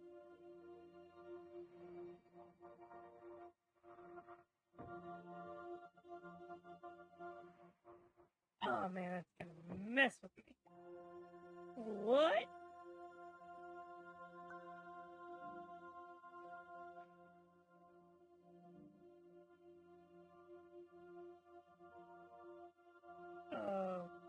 Okay.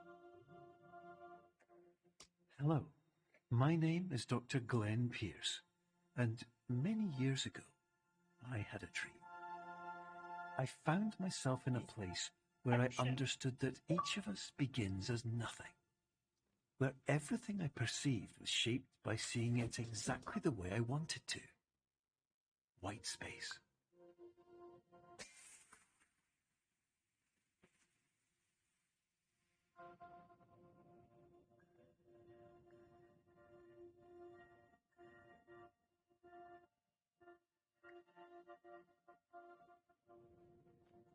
Hold on, I get to you in a minute.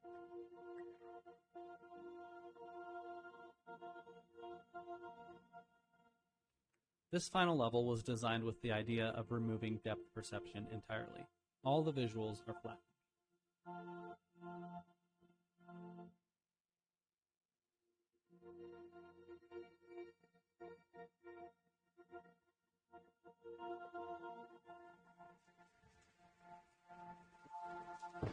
Whoa!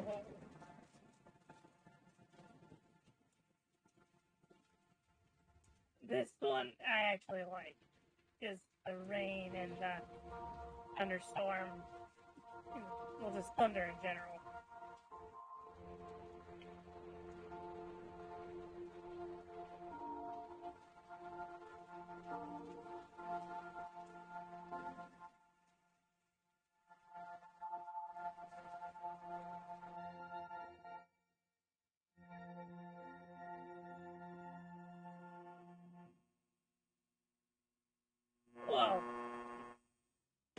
That's never not gonna mess with me.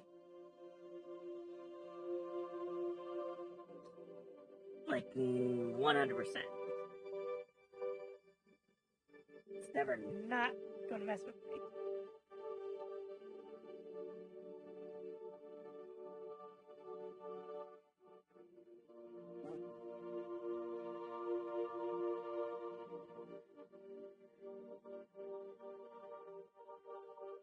Hole in the wall. That was sneaky.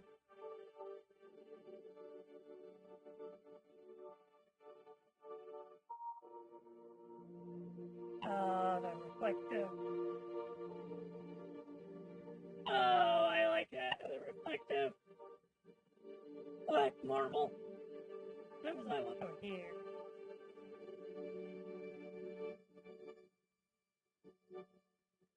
Get us in the sky. I'm gonna put that. Nope. Oh, that's weird. I don't know why I keep saying that's weird.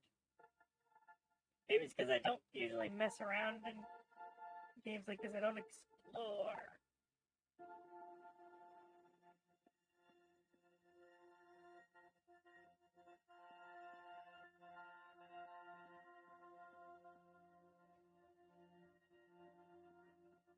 Huh?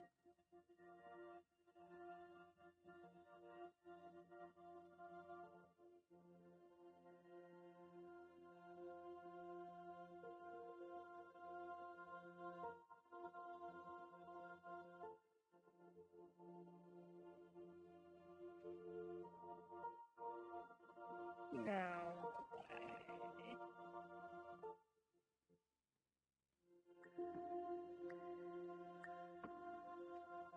Oh, that is tricky. But in white space, I also faced the greatest challenge I could imagine. Because with a lifetime of life itself behind me, and all of the weight that it carried, I realized that seeing things the way I wanted to was not as easy as it used to be.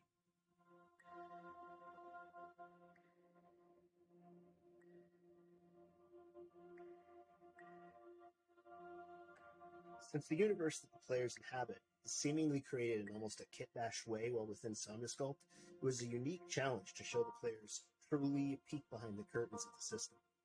Blank canvas, a scratch document, an empty sticky note with some notes, little things creatively interspersed throughout. I think I derived some of the inspiration for what happens when you're playing a VR game and suddenly the game crashes to a totally white space. That feeling of disorientation, even though you understand the world around you is an illusion.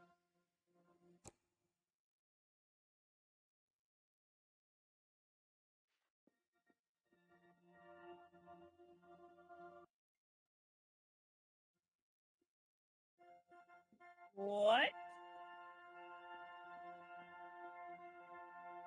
Okay. I'm gonna recall. Anything here? Negative space is another concept related to changing expectations and changing your perceptions of an object. This puzzle works really well because the solution is obvious in retrospect, but it takes people a couple of seconds in order to figure out. We actually had to add the looping hallway because without it, people would run out of things to do and immediately start rubbing their bodies against the walls, and come to the solution almost immediately.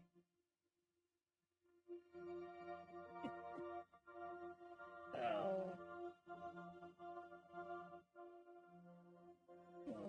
Okay.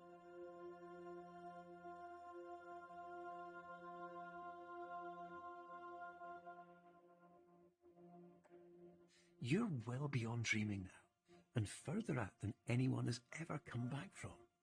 But we hope that you won't get discouraged. After all, if this is a place of pure perspective, isn't it also a place where a different point of view could make anything possible? Isn't that why you came here? Hey, it's the chess piece from earlier.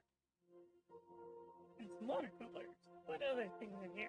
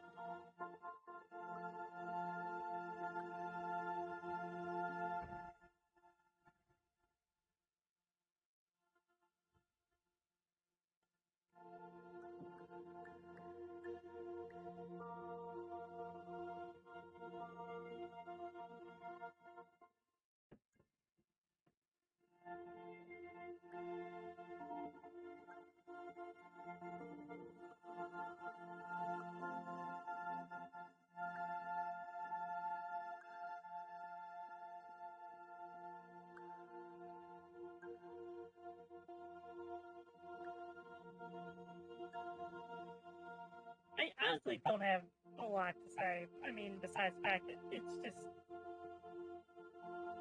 wow.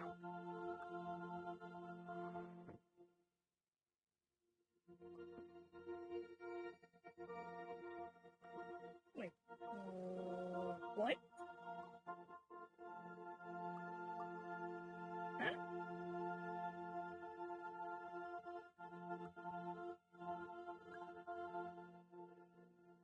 Oh, that's so weird.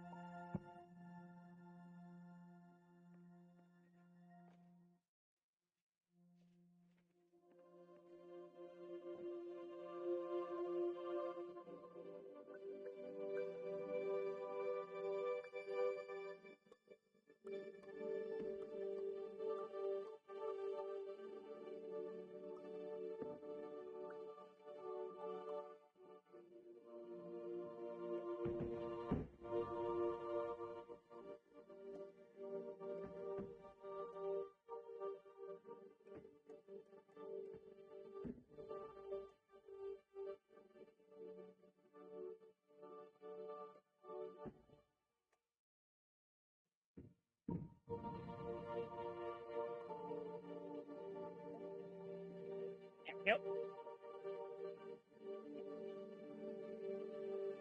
You. Yeah. Oh, that's cool.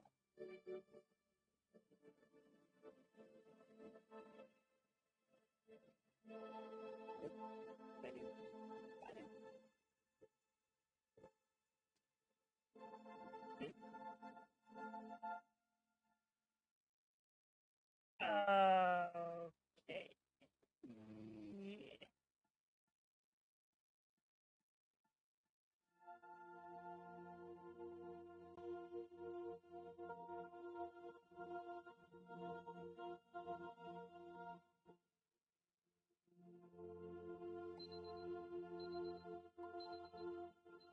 What?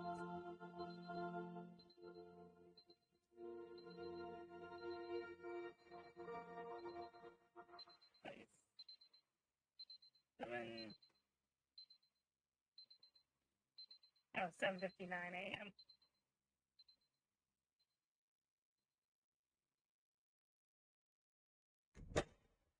8 a.m. Oh, that's weird.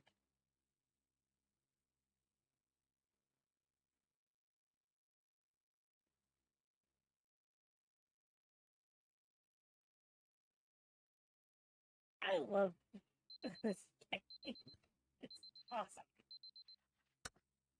What the? Oh.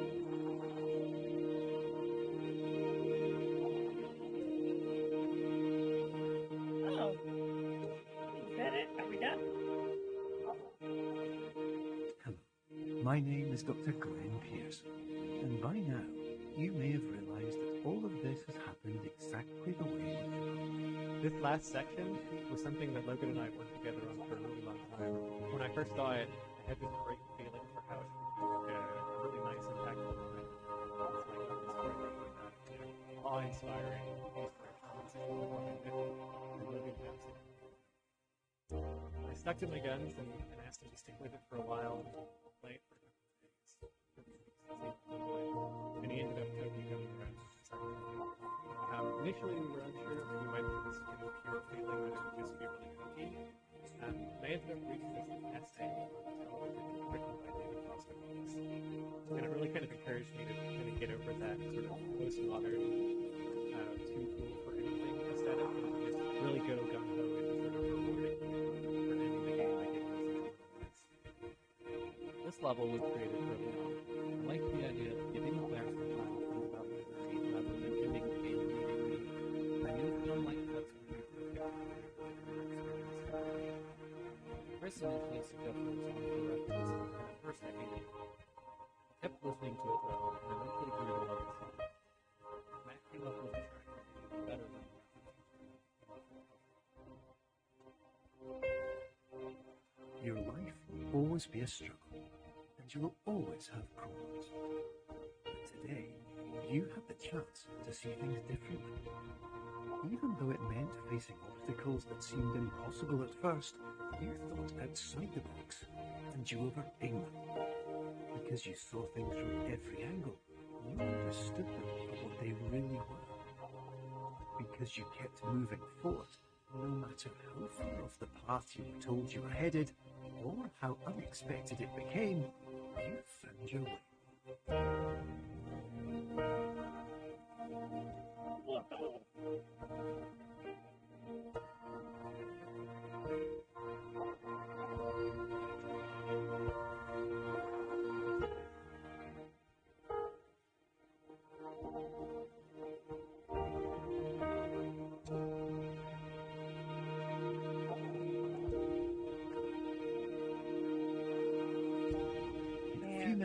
You'll be back in the real world. Some part of you will say that none of this was real, so how could it have really meant anything?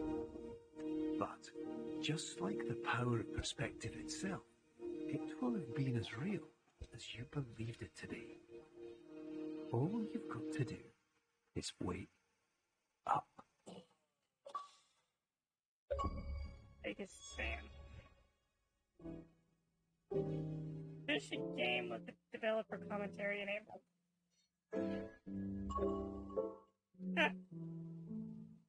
Well, what do you know?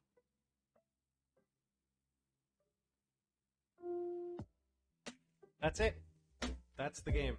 Yeah, and thanks for listening all the way through. You did that. Thank you for exploring our dreamy environments. I love you.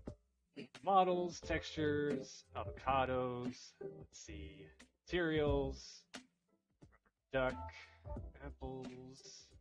I think that's all of the art. Thanks for enjoying the music and sound. And the writing. And the quote that holds everything together.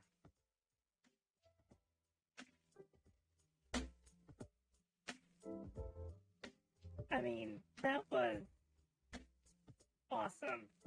Hearing what all of the developers... Are we going to talk about the design goal of this level? Please, do. The goal was to show you who made the game. Thank you.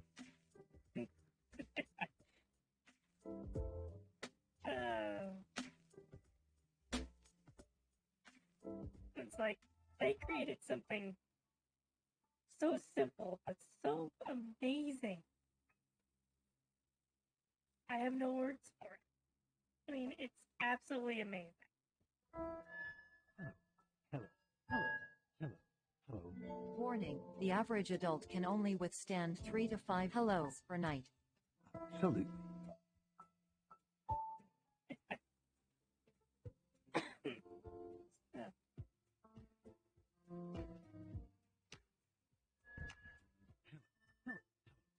Dr. Glenn Pierce. This is clearly intentional.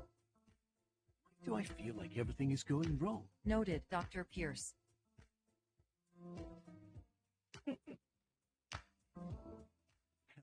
Hello. Warning, this is extremely rude. Oh, that is funny. Made in Unity. My name is... Insignificant.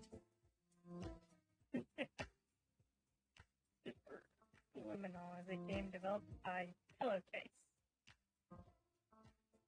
Oh, Pillowcast. Anyway, pardon me. My name is Dr. Glenn Pierce, and I'd like to thank you.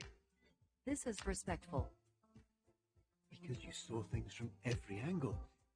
You found your way. Congratulations. Congratulations. You're now headed in the right direction. All you've got to do is wait.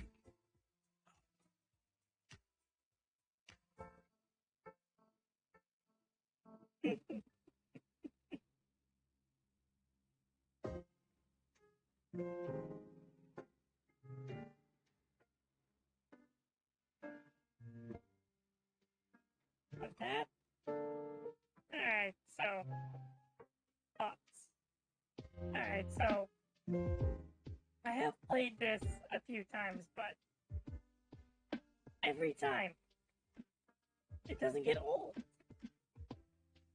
It really doesn't.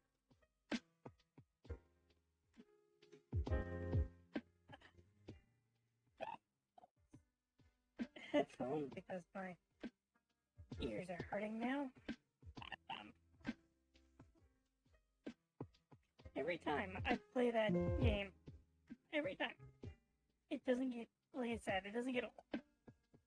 It's an experience from start to finish. I don't care how many times you play it. I mean, you know, if you play it multiple times in a row, then it gets stale. But over the course of, you know, you play it once, forget about it, then you go and play it again. It's like you've played it, you're playing it for the first time. It's like you may remember something here and there, but I mean, I don't know really how to explain it. It's a great game, in my opinion. Obviously, you know, in my opinion. But I really don't know how else to explain it.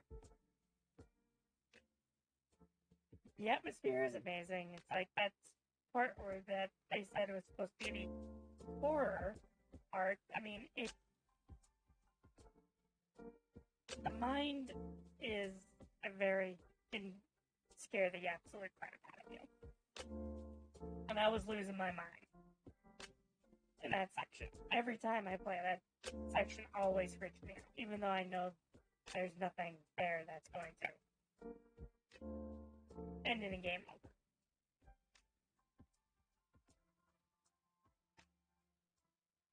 But it's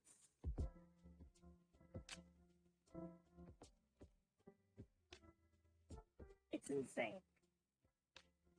I love it. Probably won't play it again for a while. Just so, you know, atmosphere doesn't wear off. Or, you know, it doesn't lose its value. But that's my thoughts. It's a good game, and there we go. Also, I got an achievement for playing through it while listening to the commentary. Which, again, was awesome. Alright, well, I think I'm going to call that here for today. Everybody, thank you for joining me for the previous Minecraft and, you know, the most recent Superliminal. Again, if you have any requests, I have a Twitter, you know, go ahead and, you know, post your suggestions there. There are links on my channel profile. Make sure you like, share, and follow. Oh, and I will see you guys hopefully tomorrow. Till then, I will see you guys in the next one.